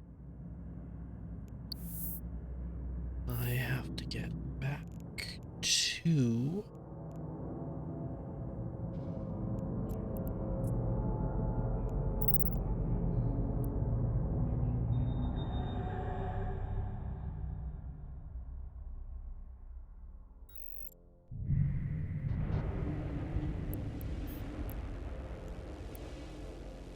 Warp drive active.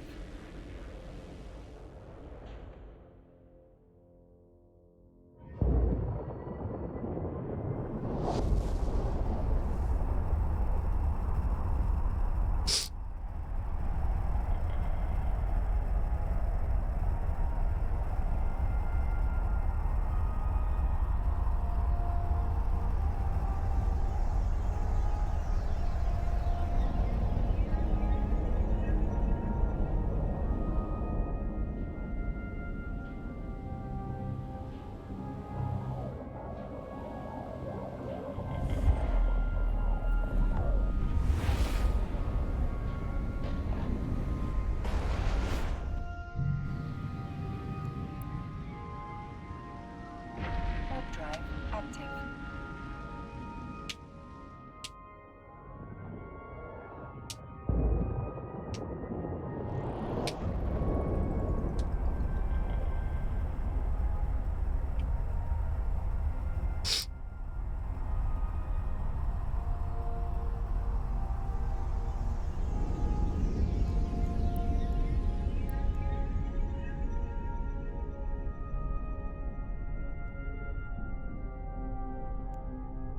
Docking request accepted. There we go. Okay.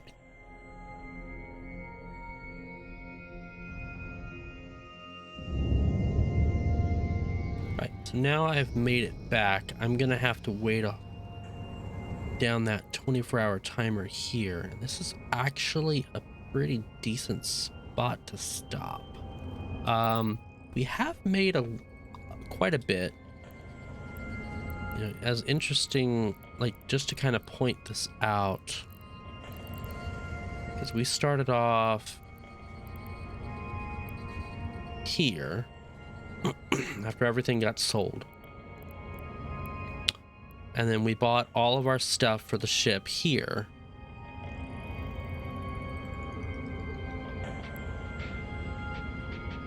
I don't remember that was. Okay, that was the core axes. So we sold the core axe, or we bought the core axes here. We sold them, quite a bit of a profit there. And this is actually a good point too. This probably shows a little bit better. You know, we bought Dense Veldspar at 7 ISK, and we sold it for 11 ISK. So we made a bit of profit there. It just doesn't look like a lot. Same with the Condors. We bought them for 300,000. We sold them for 394. The Sylvite, same thing, 750 ISK, and we we sold them for 1,000 ISK. So we made profit on each iteration that we did. It's just not a lot, but for starting out, this was, what did we say, a 16 mil ISK ship just to do this. So a 16 mil ISK ship, a free download, a little bit of time to set it up, and you're off and away. Like, you just have to pay attention to how much you can fit in your cargo hold and set your jumps accordingly.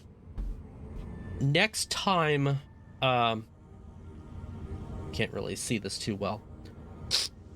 Next time we come in on Thursday, I'm gonna try to have it set up so you guys can see my screen, so you know exactly what I used. There we go. Now you can see my phone a little bit better. You guys can know exactly what settings I used to make this work. Because this is viable. It's good, easy ISK.